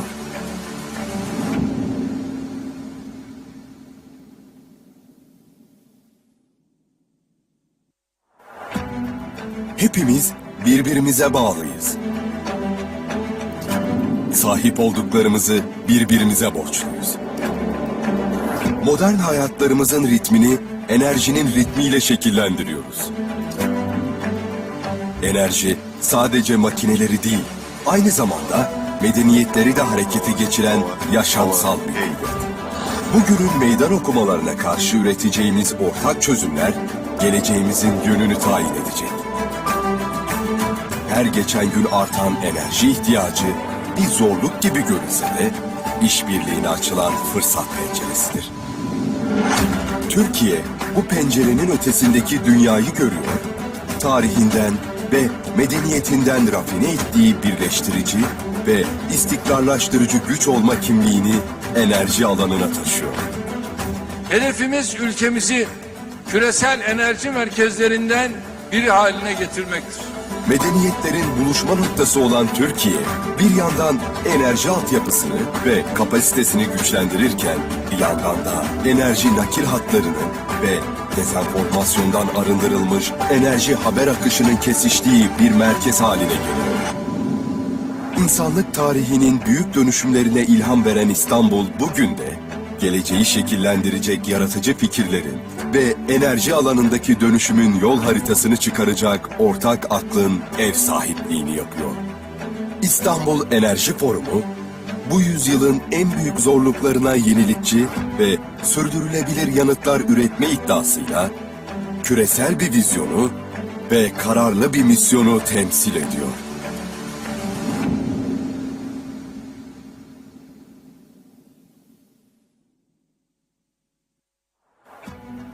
Hepimiz birbirimize bağlıyız. Sahip olduklarımızı birbirimize borçluyuz. Modern hayatlarımızın ritmini enerjinin ritmiyle şekillendiriyoruz. Enerji sadece makineleri değil, aynı zamanda medeniyetleri de harekete geçiren yaşamsal bir kuvvet. Bugünün meydan okumalarına karşı üreteceğimiz ortak çözümler, geleceğimizin yönünü tayin edecek. Her geçen gün artan enerji ihtiyacı bir zorluk gibi görünse de işbirliğine açılan fırsat penceresidir. Türkiye bu pencerenin ötesindeki dünyayı görüyor, tarihinden ve medeniyetinden rafine ettiği birleştirici ve istikrarlaştırıcı güç olma kimliğini enerji alanına taşıyor. Hedefimiz ülkemizi küresel enerji merkezlerinden biri haline getirmektir. Medeniyetlerin buluşma noktası olan Türkiye, bir yandan enerji altyapısını ve kapasitesini güçlendirirken, bir yandan da enerji nakil hatlarını ve dezenformasyondan arındırılmış enerji haber akışının kesiştiği bir merkez haline geliyor. İnsanlık tarihinin büyük dönüşümlerine ilham veren İstanbul bugün de geleceği şekillendirecek yaratıcı fikirlerin ve enerji alanındaki dönüşümün yol haritasını çıkaracak ortak aklın ev sahipliğini yapıyor. İstanbul Enerji Forumu, bu yüzyılın en büyük zorluklarına yenilikçi ve sürdürülebilir yanıtlar üretme iddiasıyla küresel bir vizyonu ve kararlı bir misyonu temsil ediyor.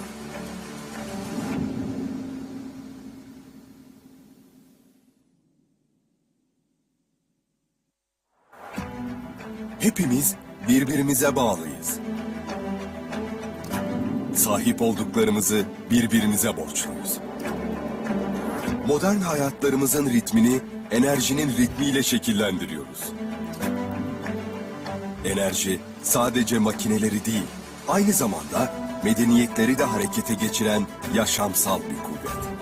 Bugünün meydan okumalarına karşı üreteceğimiz ortak çözümler, geleceğimizin yönünü tayin edecek. Her geçen gün artan enerji ihtiyacı bir zorluk gibi görünse de işbirliğine açılan fırsat penceresidir. Türkiye bu pencerenin ötesindeki dünyayı görüyor, tarihinden ve medeniyetinden rafine ettiği birleştirici ve istikrarlaştırıcı güç olma kimliğini enerji alanına taşıyor. Hedefimiz ülkemizi küresel enerji merkezlerinden biri haline getirmektir.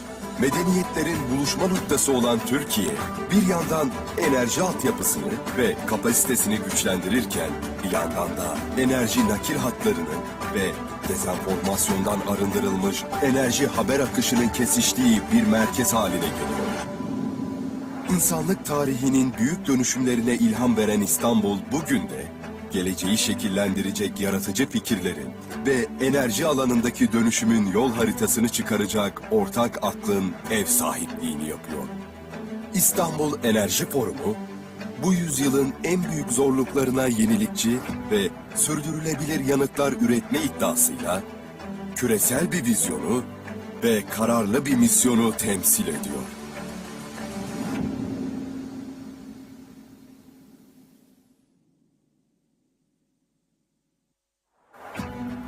Hepimiz birbirimize bağlıyız. Sahip olduklarımızı birbirimize borçluyuz. Modern hayatlarımızın ritmini enerjinin ritmiyle şekillendiriyoruz. Enerji sadece makineleri değil, aynı zamanda medeniyetleri de harekete geçiren yaşamsal bir kuvvet.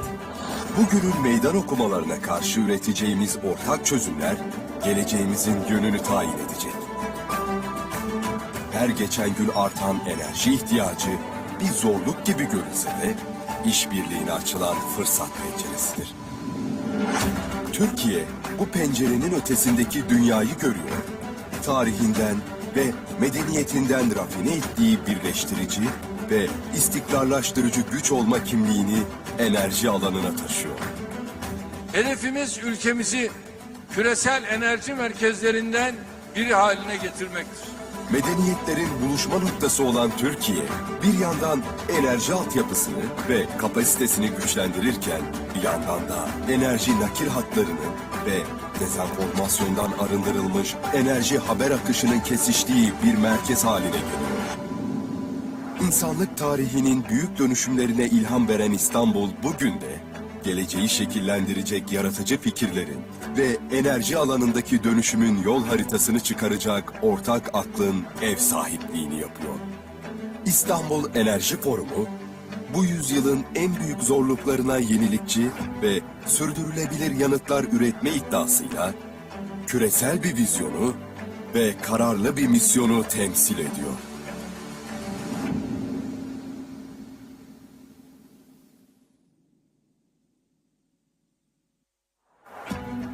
Hepimiz birbirimize bağlıyız.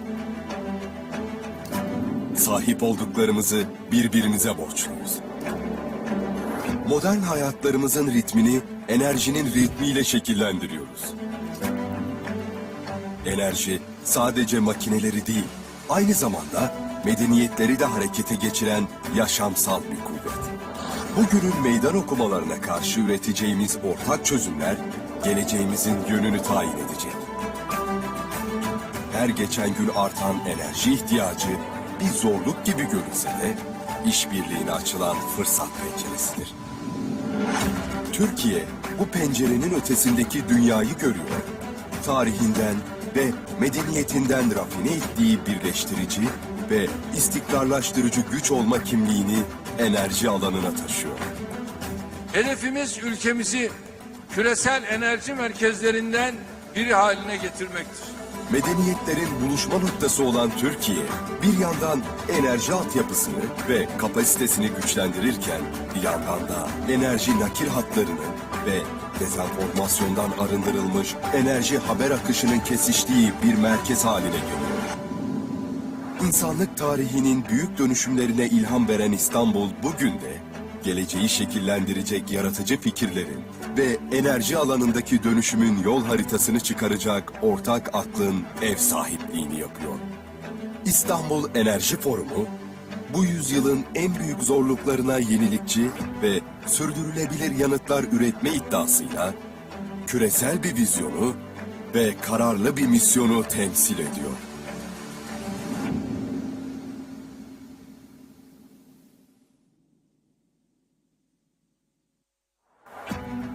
Hepimiz birbirimize bağlıyız. Sahip olduklarımızı birbirimize borçluyuz. Modern hayatlarımızın ritmini enerjinin ritmiyle şekillendiriyoruz. Enerji sadece makineleri değil, aynı zamanda medeniyetleri de harekete geçiren yaşamsal bir kuvvet. Bugünün meydan okumalarına karşı üreteceğimiz ortak çözümler geleceğimizin yönünü tayin edecek.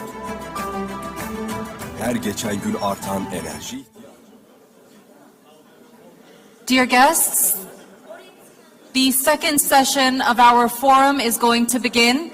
In 2 minutes' time, I'd kindly like to ask our guests to make their way to their seats. Değerli misafirlerimiz, forumumuzun ikinci oturumu 2 dakika içerisinde başlayacaktır. Misafirlerimizi yerlerine davet ediyorum.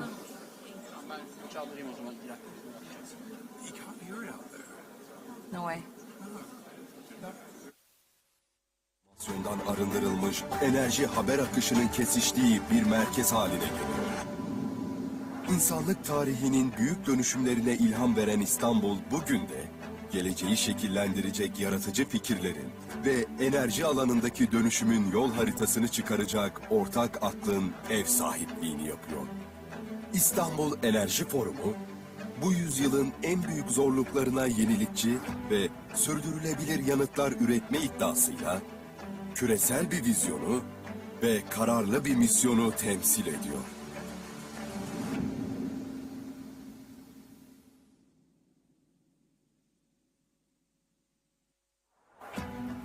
Hepimiz birbirimize bağlıyız. Sahip olduklarımızı birbirimize borçluyuz. Modern hayatlarımızın ritmini enerjinin ritmiyle şekillendiriyoruz.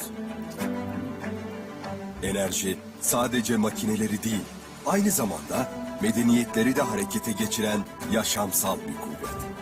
Bugünün meydan okumalarına karşı üreteceğimiz ortak çözümler geleceğimizin yönünü tayin edecek. Her geçen gün artan enerji ihtiyacı bir zorluk gibi görünse de işbirliğine açılan fırsat penceresidir. Türkiye, bu pencerenin ötesindeki dünyayı görüyor. Tarihinden ve medeniyetinden rafine ettiği birleştirici ve istikrarlaştırıcı güç olma kimliğini enerji alanına taşıyor. Hedefimiz ülkemizi küresel enerji merkezlerinden biri haline getirmektir. Medeniyetlerin buluşma noktası olan Türkiye, bir yandan enerji altyapısını ve kapasitesini güçlendirirken, bir yandan da enerji nakil hatlarını ve dezenformasyondan arındırılmış enerji haber akışının kesiştiği bir merkez haline geliyor. İnsanlık tarihinin büyük dönüşümlerine ilham veren İstanbul bugün de geleceği şekillendirecek yaratıcı fikirlerin ve enerji alanındaki dönüşümün yol haritasını çıkaracak ortak aklın ev sahipliğini yapıyor. İstanbul Enerji Forumu, bu yüzyılın en büyük zorluklarına yenilikçi ve sürdürülebilir yanıtlar üretme iddiasıyla küresel bir vizyonu ve kararlı bir misyonu temsil ediyor.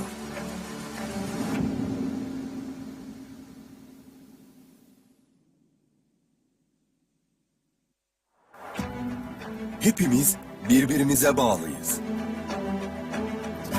Sahip olduklarımızı birbirimize borçluyuz. Modern hayatlarımızın ritmini enerjinin ritmiyle şekillendiriyoruz. Enerji sadece makineleri değil, aynı zamanda medeniyetleri de harekete geçiren yaşamsal bir kuvvet. Bugünün meydan okumalarına karşı üreteceğimiz ortak çözümler geleceğimizin yönünü tayin edecek. Her geçen gün artan enerji ihtiyacı bir zorluk gibi görünse de işbirliğine açılan fırsat penceresidir. Türkiye bu pencerenin ötesindeki dünyayı görüyor. Tarihinden ve medeniyetinden rafine ettiği birleştirici ve istikrarlaştırıcı güç olma kimliğini enerji alanına taşıyor.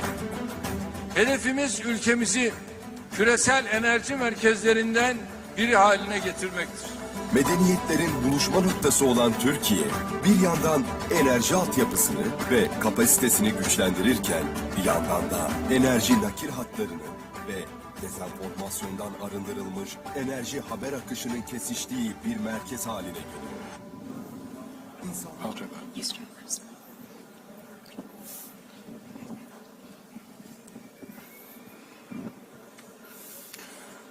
Hello everyone, we hope you've been enjoying the Energy Forum so far and that you had a nice refreshing break. I'd like now to introduce the second session of the day, titled Prospects for New Technologies and Fuels in a Smart Energy Transition.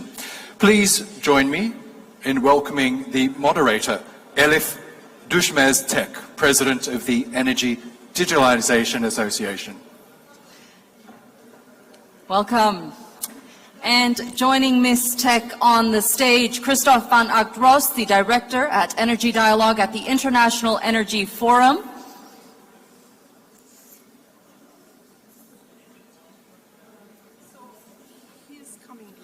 Oh, I see. Okay, so I do understand he's going to be joining us a bit later on. So let's welcome our next panelist, Boris Şekip Güray, the Director of the Istanbul International Center for Energy and Climate at Sabancı University. Welcome.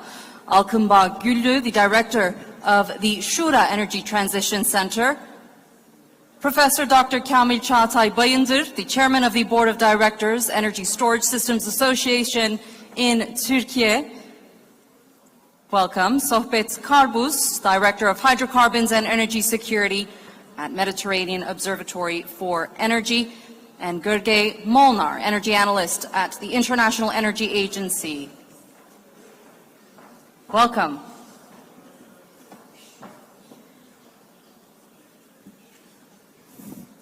I'd now like to hand over the stage to Ms. Tek. Thank you. Dear ministers, dear distinguished guests, I'm delighted to welcome you all to our session, Prospects for New Technologies and Fuels in a Smart Energy Transition. It's an honor to be moderating this panel of distinguished guests, and great to have you all at this important and engaging discussion. So, in this panel,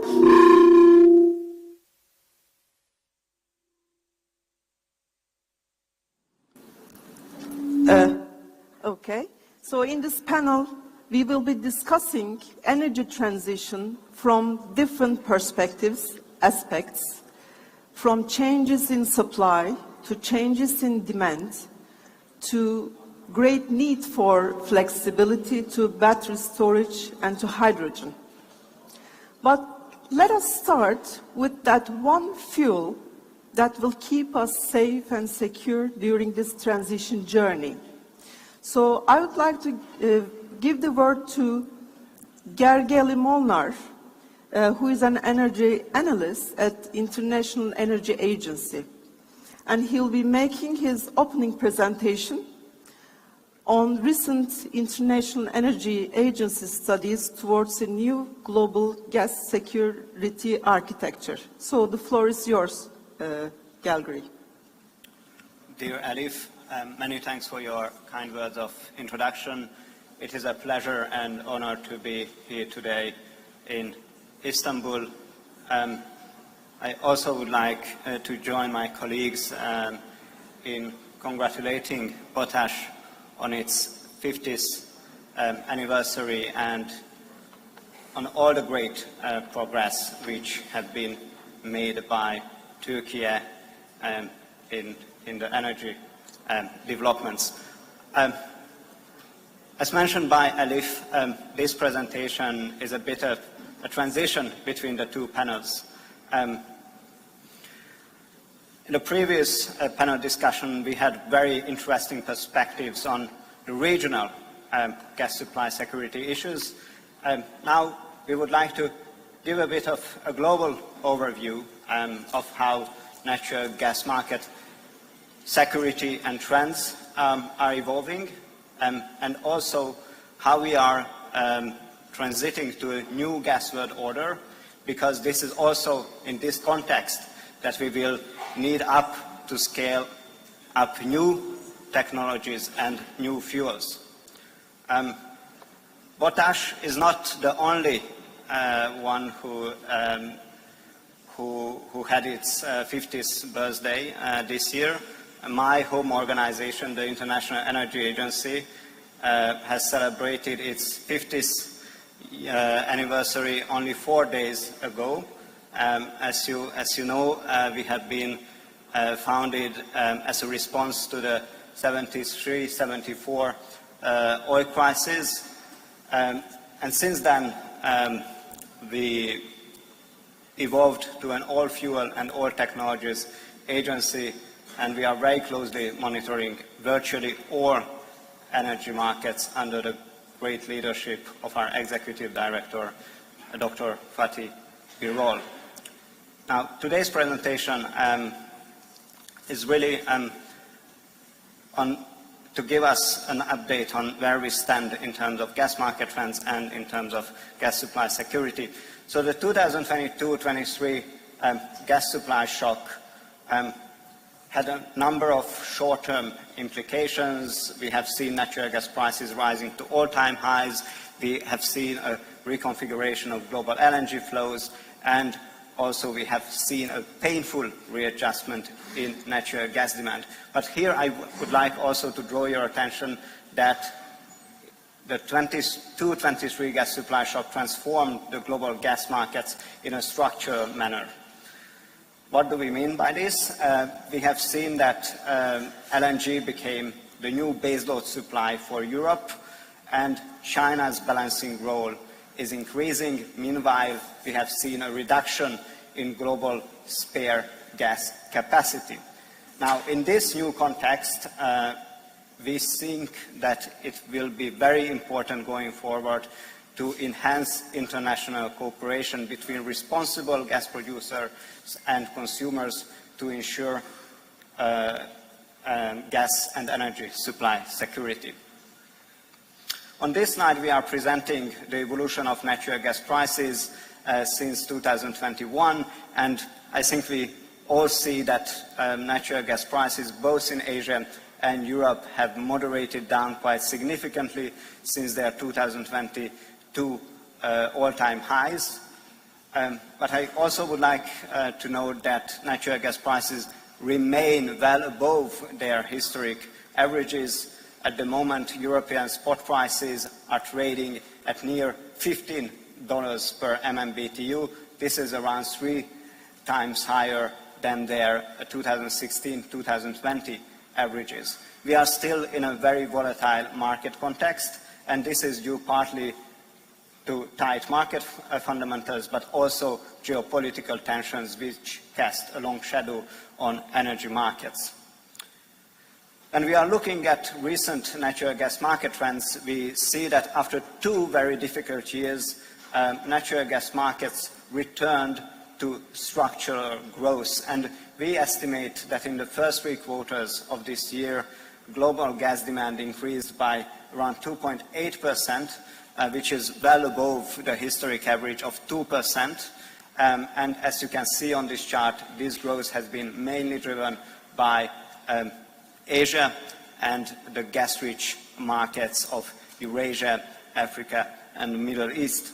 And going forward, we do expect that global gas demand will hit new all-time highs, both in 2024 and 2025.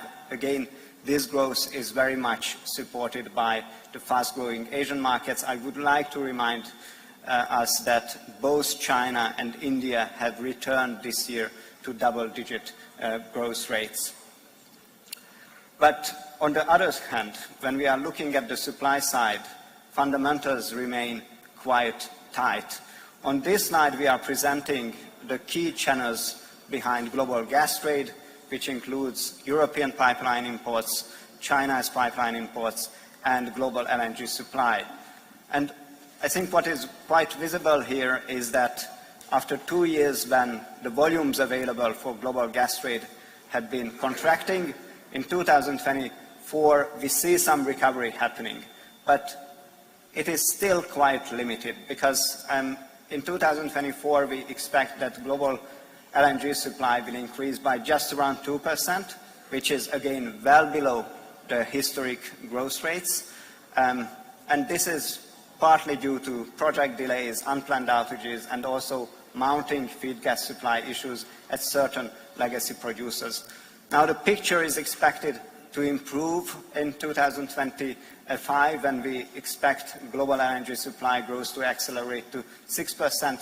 But of course we have a major uncertainty ahead of us, and this is the Russian pipe gas transit via Ukraine. And when we are looking at the immediate winter season ahead, we also see that the picture is quite tight on the supply side. We expect that LNG supply will increase by just 2 to 3%, mainly driven by the startup and the ramp-up of major US LNG liquefaction facilities. But this growth will be partially offset by the feed gas supply issues in Egypt, which is turning from being a net exporter to a net importer. And also, as mentioned previously, we have the expiry of the transit contract via Ukraine, which poses a quite important risk ahead of the first quarter of 2025. And this altogether leaves us with an increase in global traded volumes of just 4 BCM for this winter season, which is very limited volumes.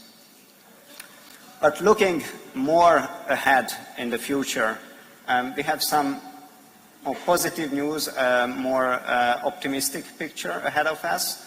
Because what we see is that by the end of this decade, there will be approximately 270 BCM per year LNG liquefaction capacity added to the market, mainly driven by Qatar and the United States.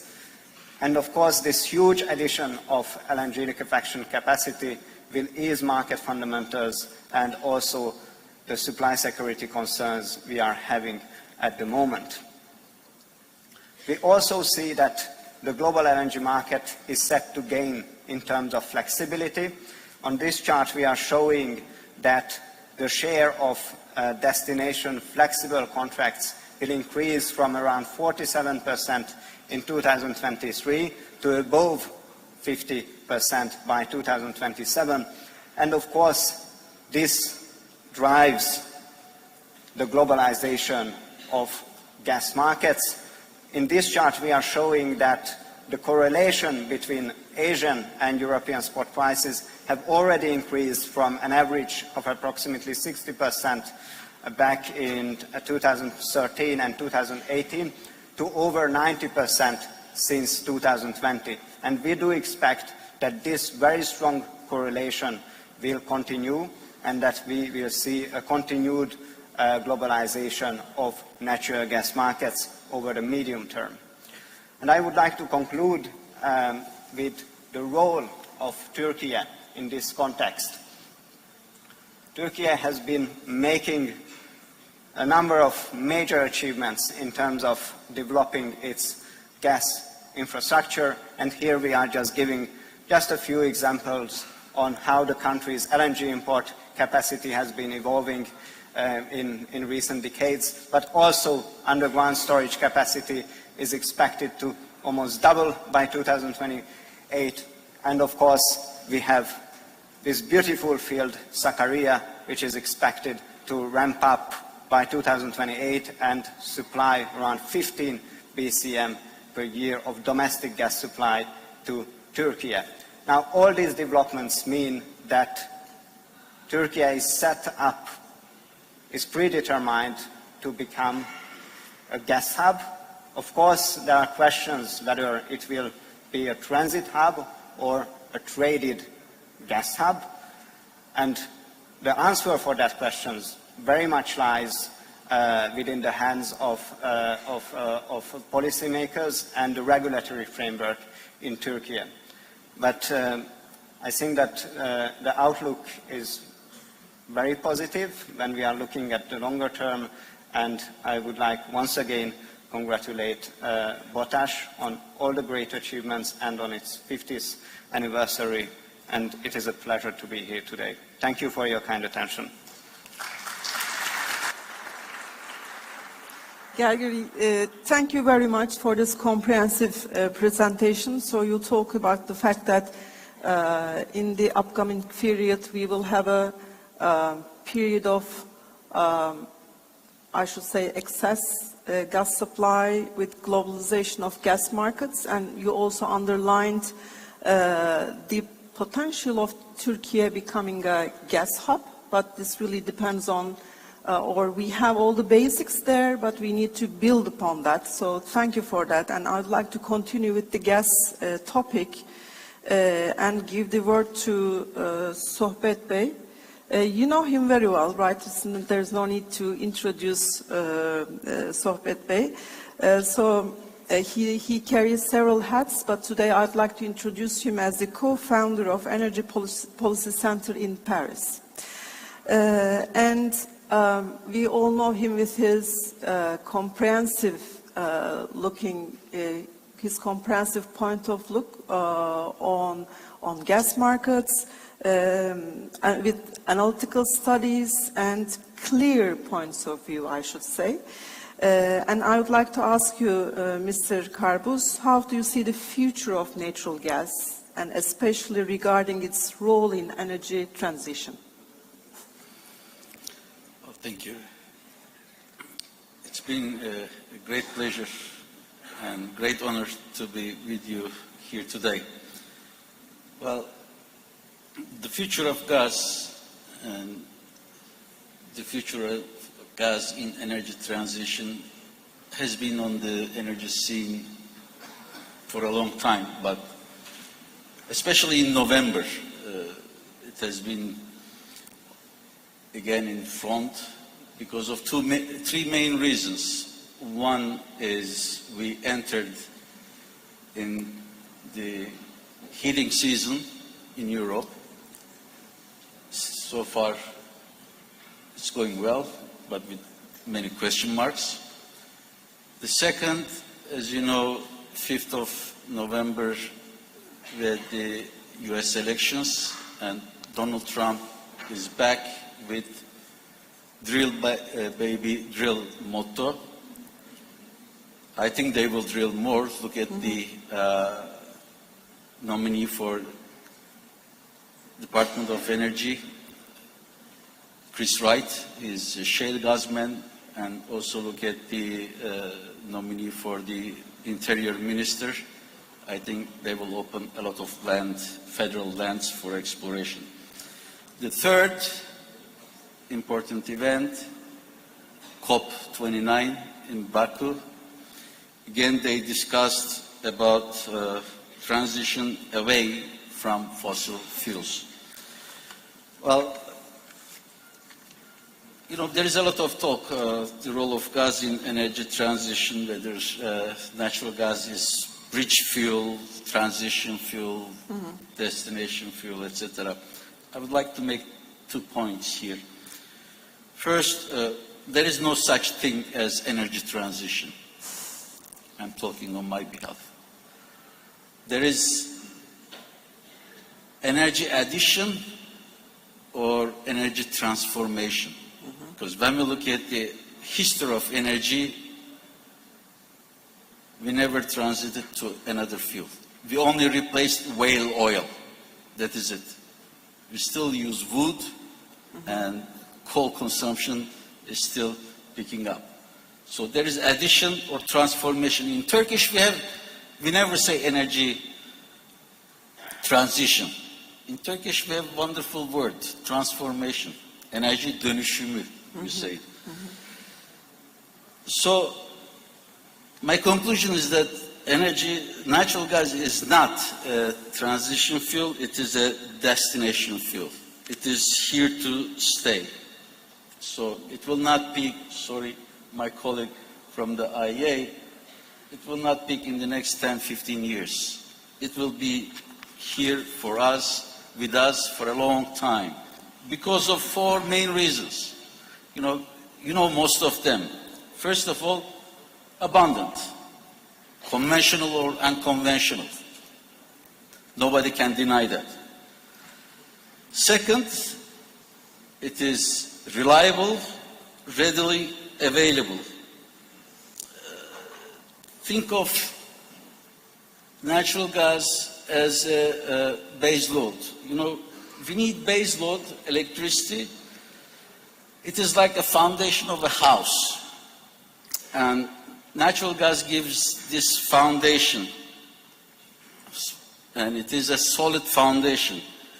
When, in fact, the sun decides to take a siesta or wind goes on strike.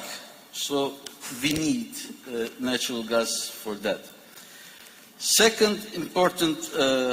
important issue is that natural gas is like a Swiss army knife of energy system.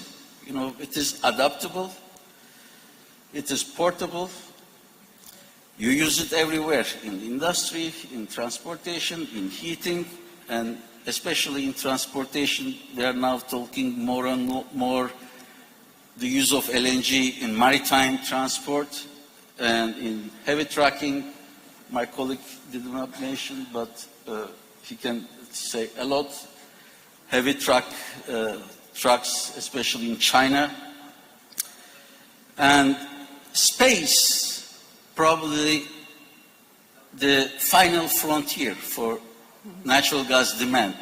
You all know that this Elon Musk's SpaceX Starship, this Raptor engines in this SpaceX Starship was a mixture of LNG and liquid oxygen as a propellant. So the space is the final frontier. It is cleaner than other cousins of fossil fuels that we know, but okay, nobody is perfect. So there are some issues that the industry is working on that to make it cleaner. And also natural gas is a midlife crisis, is trying to rebrand itself. we don't talk anymore, in fact, natural gas. Like the IEA, it is better to call it gaseous fuels, including natural gas with new cousins, biomethane and hydrogen. At the end, hydrogen is also gas. So we are in midlife crisis, we are branding ourselves. And also natural gas is not a normal commodity. It is also a geopolitical hot potato. Because you cannot separate at the end energy from geopolitics. But, sure. Well, we have to live with that. So what we have to do is that we need gas markets as flexible as a yoga instructor. You know, flexible. We need a flexible system. We need to adaptable, more liquid markets, but we have to make also investments. We cannot separate investments from the future of gas, like a teenager needs a smartphone. You know, we have to have a lot of investments. So in conclusion, when we look at the grand energy transformation scene, natural gas is as I said, Smith Army knife of our energy system, but with a chameleon touch. Adaptable, flexible. Yeah. And it is not going away. It will not go away. It is here to stay with us for a long time. Thank you. Thank you very much, Mr. Karbus. And again, yeah, I think he deserves a good applause for this engaging talk with fascinating analogies. I loved them all. And as you said, the thing is that it is a destination fuel and will be with us for a long time. And I will have to be very careful with the language during this panel because, you know, in the panel topic we have the word transition, but I'll try to use the word transformation from this point on, which really makes sense. Thank you very much. Now, I would like to move to Bora Güray from IKEK. And we know that IKEK is doing several studies, forward-looking outlook studies, about the key challenges and opportunities for Turkey in energy transformation. Because the thing is that with clean energy we have also some risks. But we need energy security. Therefore, we need to find ways to balance these energy security issues with the clean energy transition or transformation topic.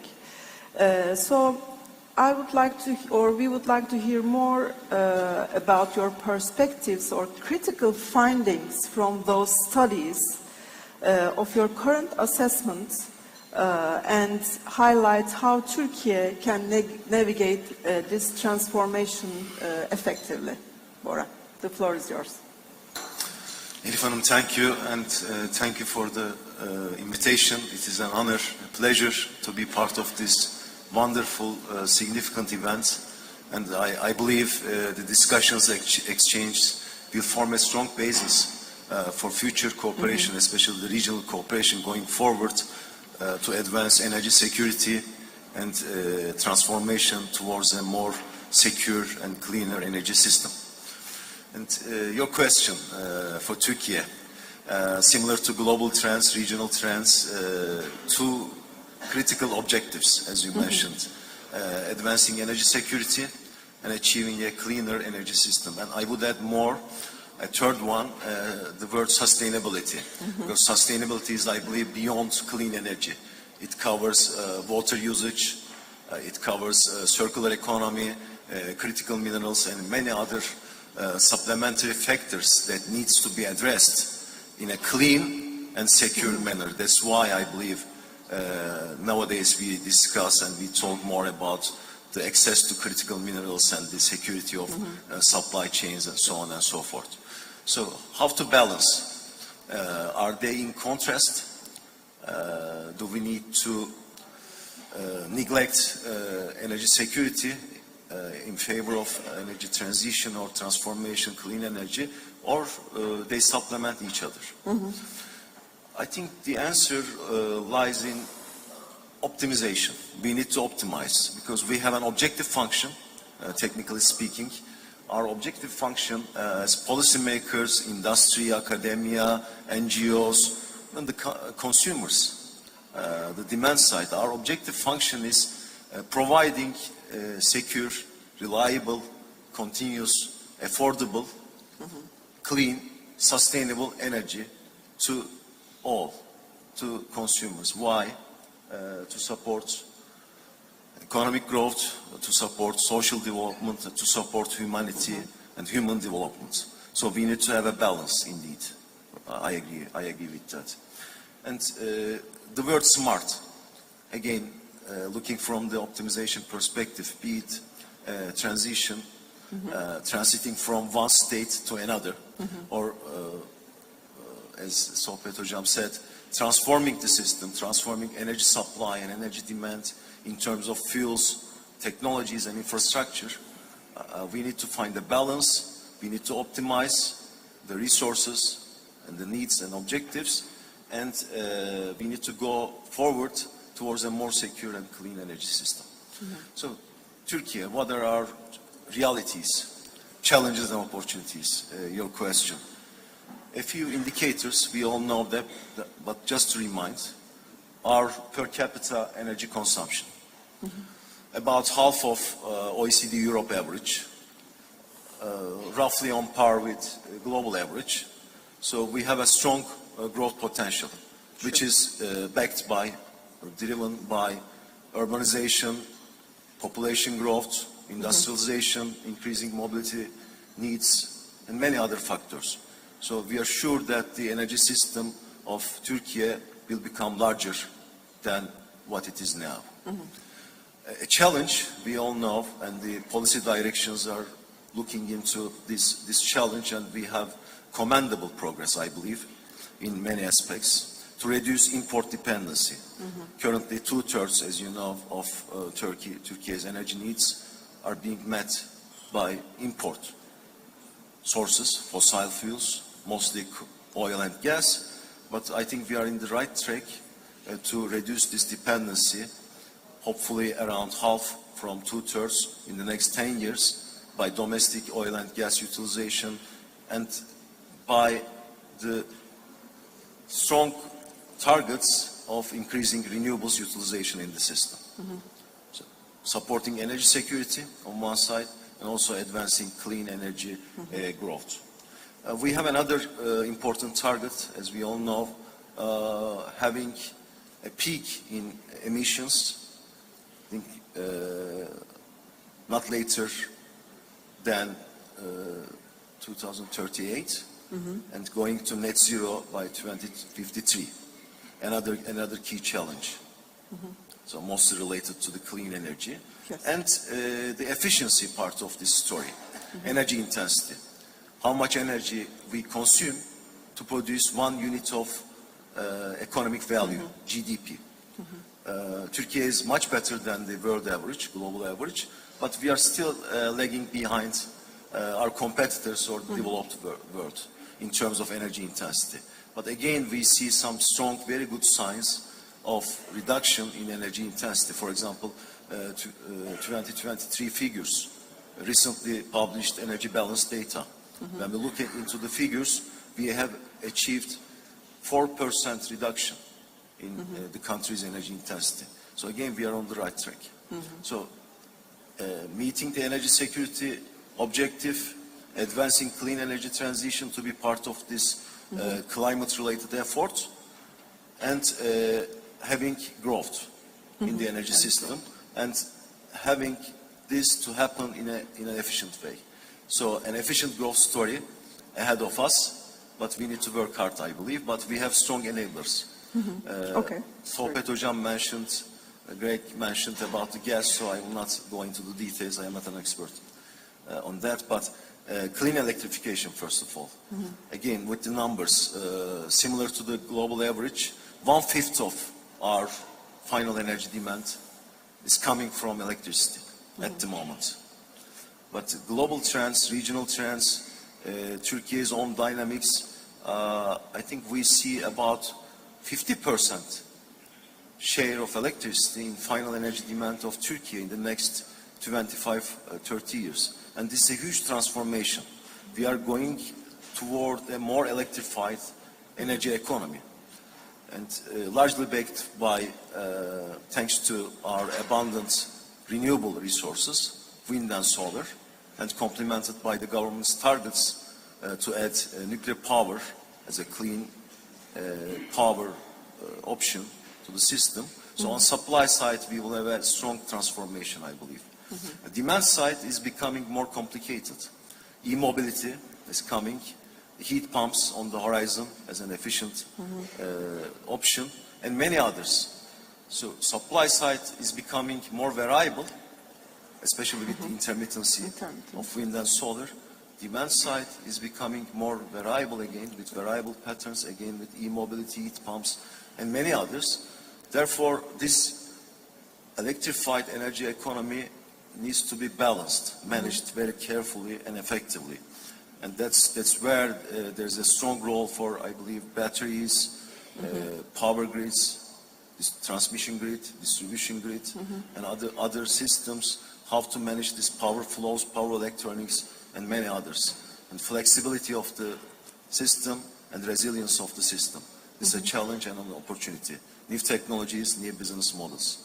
But electricity is not sufficient enough to cover all energy needs. So technically speaking, there are hard to electrify or hard to abate sectors, as we all know, such as long-haul transportation, the industrial processes which require high quality heat, high temperatures.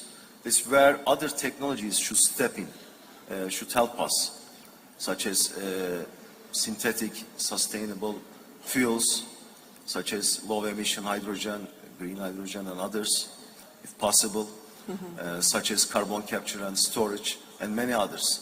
These should complement this clean energy growth story, largely driven by electrification. And technologies, these technologies, electrification technologies, gas technologies, these new technologies, Turkey's perspective, I think this should be not only adopting and deploying, but also innovating and developing and consuming and even exporting, because there will be a huge need for the domestic market and the markets in our neighborhood for many of these new technologies. And I believe we have strong muscles, the manufacturing capabilities and policy direction, industry efforts to support this effort. So to conclude, you also asked about the critical recommendations of the studies, the ICAC studies. Of course, many recommendations, but the common denominators, if you look at the Turkish energy system in a holistic way, or if you deep dive into renewables, hydrogen, e-mobility, energy efficiency, common denominators, I believe, success factors, enablers. Energy efficiency, of course, number one. Number two, your expertise, Elif Hanım, data digitalization. Yes, digitalization. I think we should benefit as much as possible in a careful way about the benefit from data digitalization, efficiency, and for other supply side, demand side growth. And the third one is cooperation. I believe, again, we should leverage from cooperation, the synergies, public sector, private sector, industry, and academia. That's what we call the success triangle, to position ourselves in this regional and global quest for a more secure and clear energy future. And finally, be it IT, data, digitalization. The users will be smart brains, Sure. human resources. The partnership in the ecosystem, partnerships, synergies, whatever, public sector, private sector, industry, academia. Again, brain power, skills, skill sets, human resources. So I believe we should focus on enhancing our capabilities, Sure. Human resource capabilities, to achieve this strong growth in an efficient way, to secure our energy future for humanity. So human resources for humanity. Okay. Thank you. Thank you very much. So you have identified energy transformation as a model, as an, let's say, mathematical model, where we have objectives and sometimes that are contradictory to each other. And then we have many constraints. And I hope we have a feasible region that we can achieve. But I'm very glad that you mentioned two things which are important for Turkey.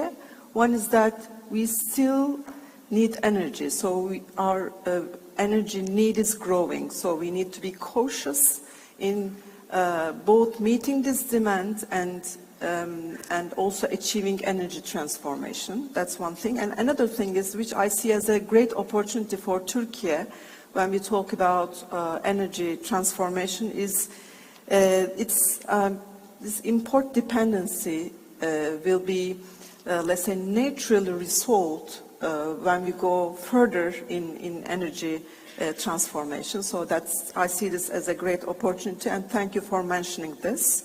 And now I would like to move to Alkım Hanım, Director at Şura, and similar to ICAC, Şura is also doing several studies and specific to Turkey to make this transformation possible.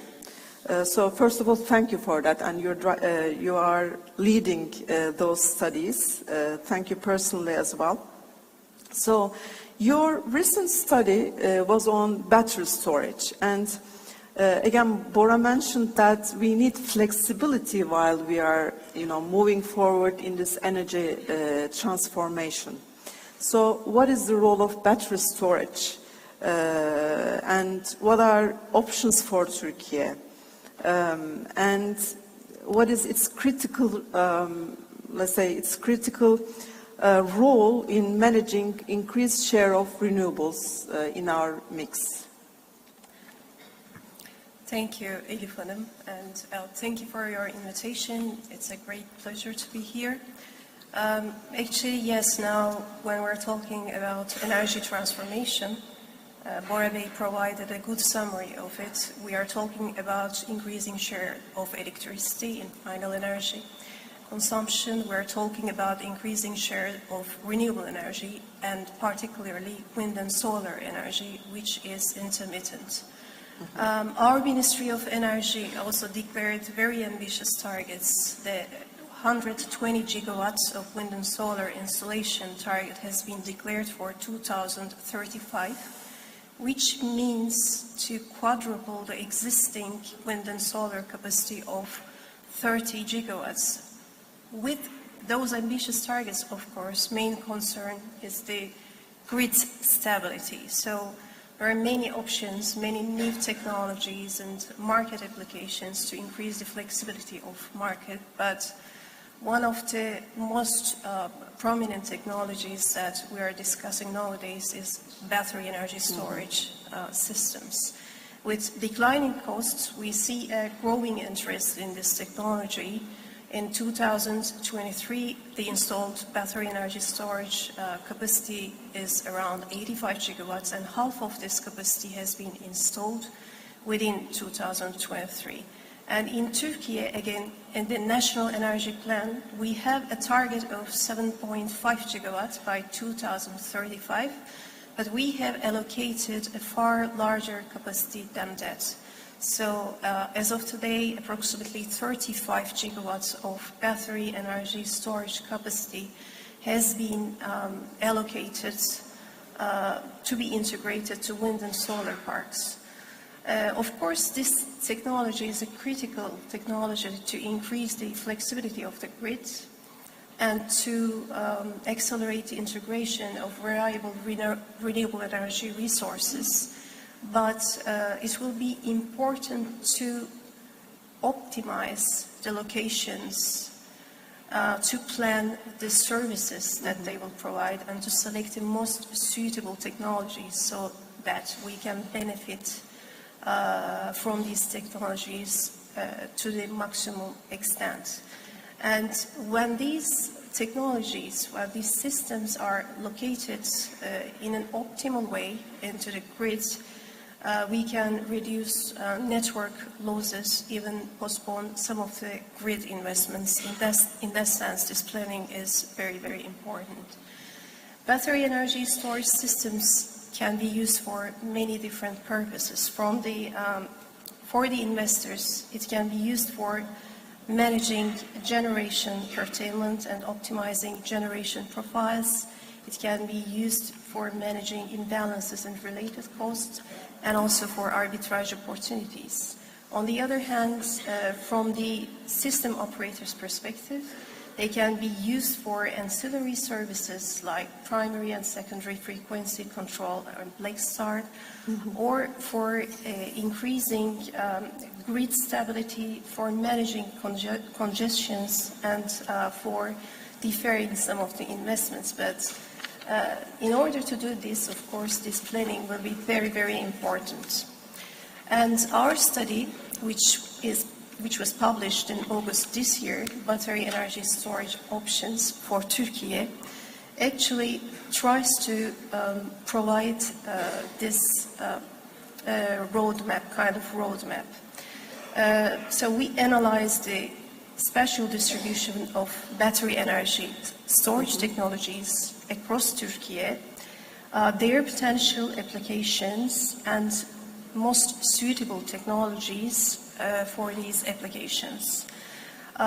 We also have a cost-benefit analysis in this report, and this report includes some policy recommendations to utilize the maximum benefits from these systems. And it rests on a Shura scenario, which estimates that by 2035 we will have 57 gigawatts of solar, 39 gigawatts of wind, 5.5 gigawatts of electrolyzers, and 7.2 gigawatts of battery energy storage systems, which is very actually close to the figures in the Turkish National Energy Plan. So what we did was that we defined the locations of the wind and solar parks, the electrolyzers, and then through a transmission modeling, we optimize the locations of the battery energy storage systems. And as a result, we have seen that with the optimal positioning of battery energy storage systems, it is possible to reduce network losses and to the loading levels of 400 kilovolt transmission lines to more manageable thresholds. Here we have also analyzed the most suitable technologies and have a cost-benefit analysis for integrated and independent solar battery energy storage systems, but because of time limitations, I'm not going into the details. Just to conclude this with some general conclusions. So Turkey needs this planning to optimize the benefits of these systems, and so that we can reduce grid congestions. And if batteries of 7.2 gigawatts are used for renewable energy curtailments, we can prevent approximately 7 terawatt hours of renewable energy curtailment, reduce natural gas consumption by 12 terawatt hours, and lower emissions by 2.3 million tons.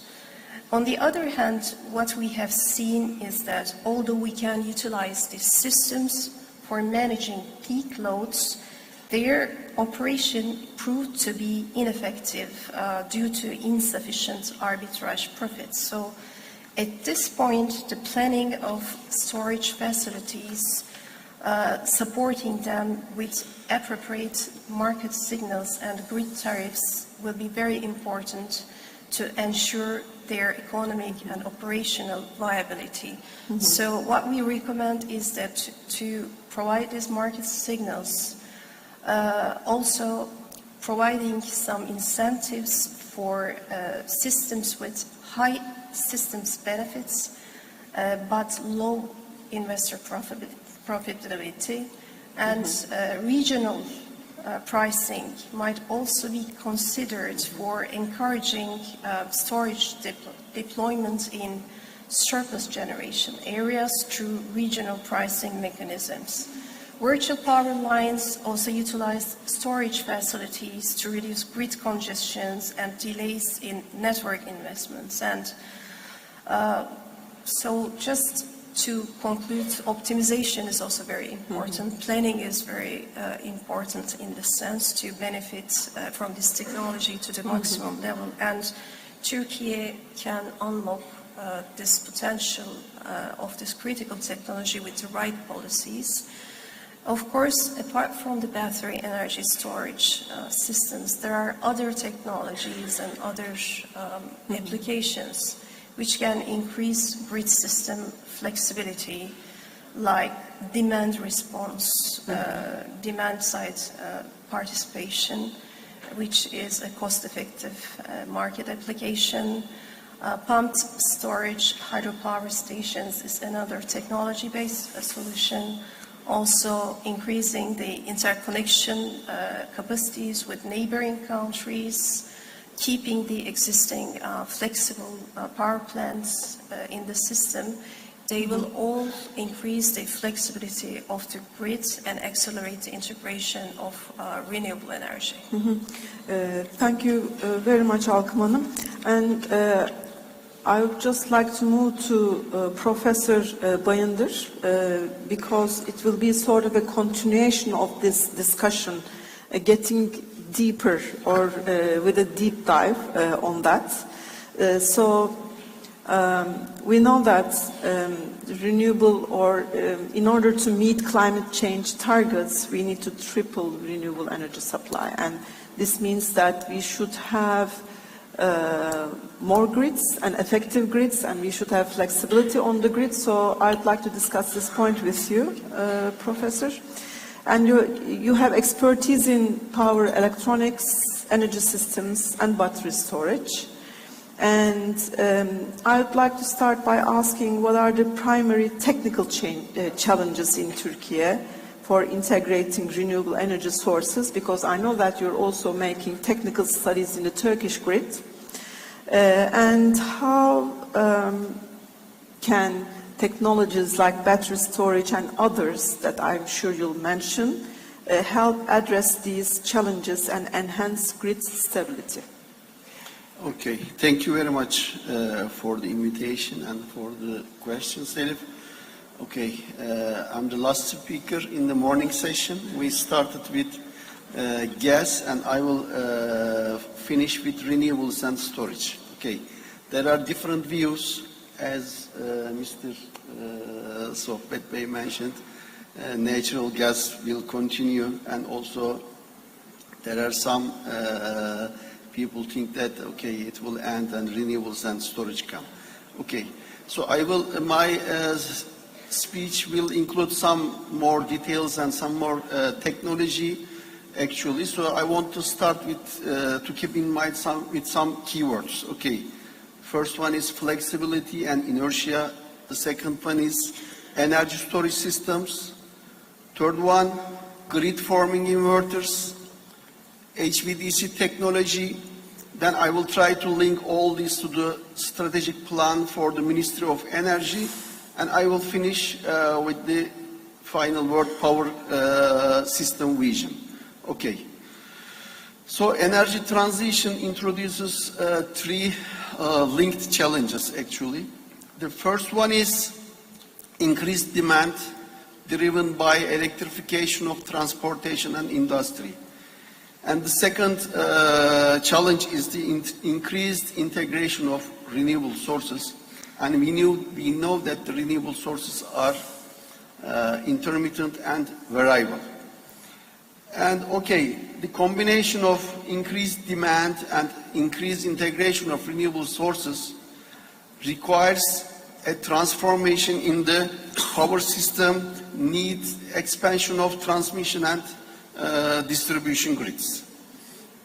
So all these factors introduce a level of unpredictability which makes the grid resiliency, stability and flexibility more difficult.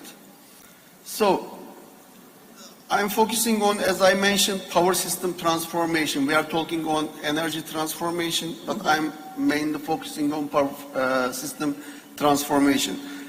Okay, power systems are at the heart of energy transformation. Historically, electrical systems are built on firm energy generation, or we can say fossil fuel generation. Because energy transformation involves deploying variable renewable energy assets such as solar and wind power, the performance profile of the power system changes. Okay, the profile of the power system or the output of the power system becomes more variable, and the main challenge is to tackle with this variability problem. So to tackle with this change, a degree of we need to transform the power system, and we need to increase the supply side and demand side flexibility. And the flexibility will come from backup generation, storage, and interconnection between regions, between different regions and different countries. So flexibility is important. The next thing is inertia. So in conventional power grids, the fossil fuel generators are the essential source to provide the inertia to the system. But with the renewable energy sources, they are not, the frequency is decoupled from the main grid due to the interface of power electronic devices. And these power electronic devices, called the inverters, introduce zero or low inertia to the power system. So with all these challenges, the dynamics of the power system frequency changes. So if you want to master energy transition successfully, we need three things. First, we need to increase renewables. The second thing, more and more important, we need to increase storage. And the third important thing is, okay, we need to keep stability of the grid. So stability of the grid is very important. So how can the grids can be kept stable when conventional power plants are shut down?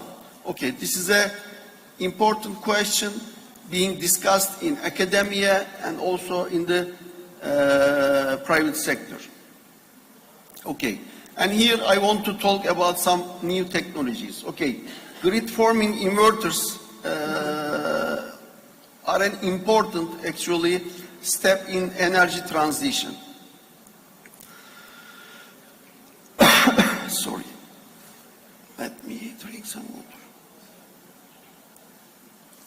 Okay. So up to now, synchronous generators are responsible for ensuring the stability and frequency of the grid. But now, researchers and companies are working on the grid forming inverter topologies to keep the grid stable without the synchronous generators. Okay, so only with renewable energy sources and with storage, it will be possible to keep the grid stable in the future. Of course, this is a new technology. Now it's under application, and in the world many TSOs are working on this. But for a 100% renewable energy-based future, we need this technology. Another power electronics-based technology is the HVDC.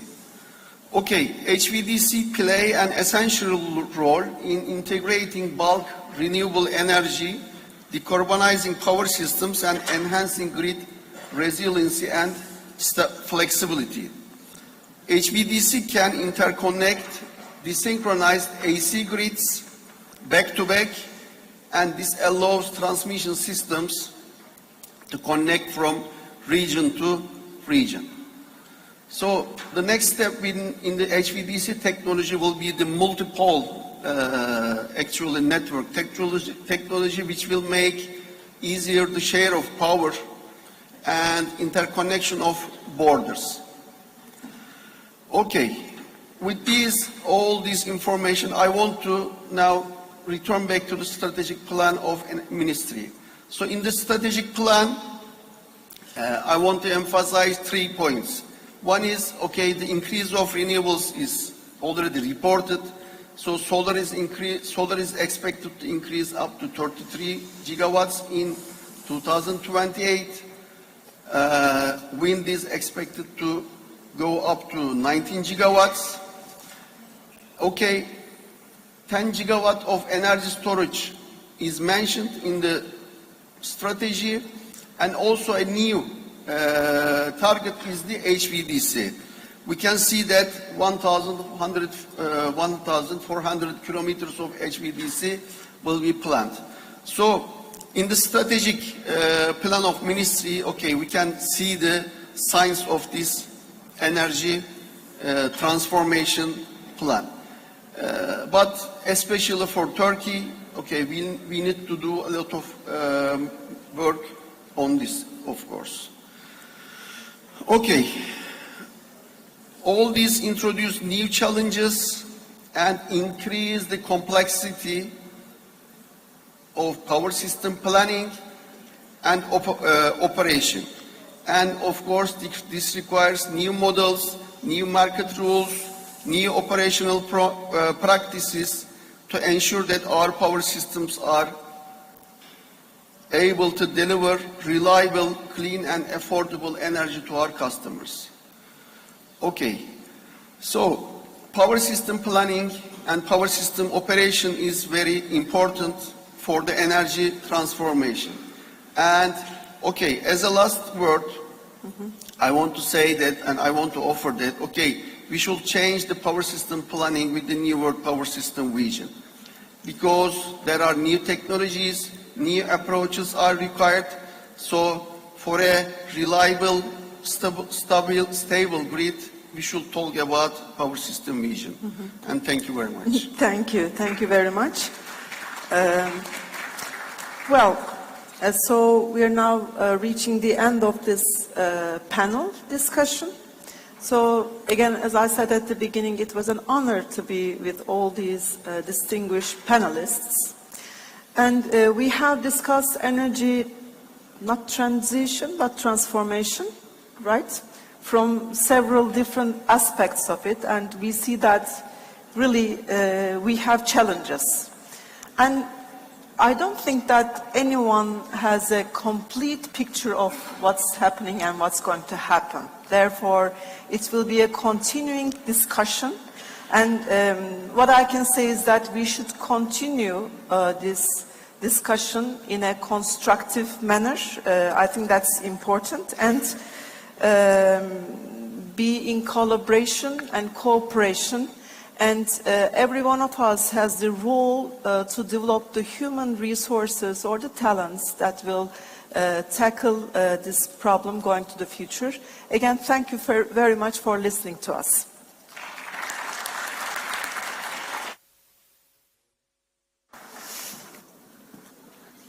Thank you to our moderator and our esteemed panelists for that insightful discussion. Much appreciated. We will be taking a family photo to make some memories of this discussion. And of course, that brings us to the end of the second panel discussion of the Istanbul Energy Forum. We will be having a lunch break now, and our forum will continue at 13:30 here in this conference room with our keynote speeches.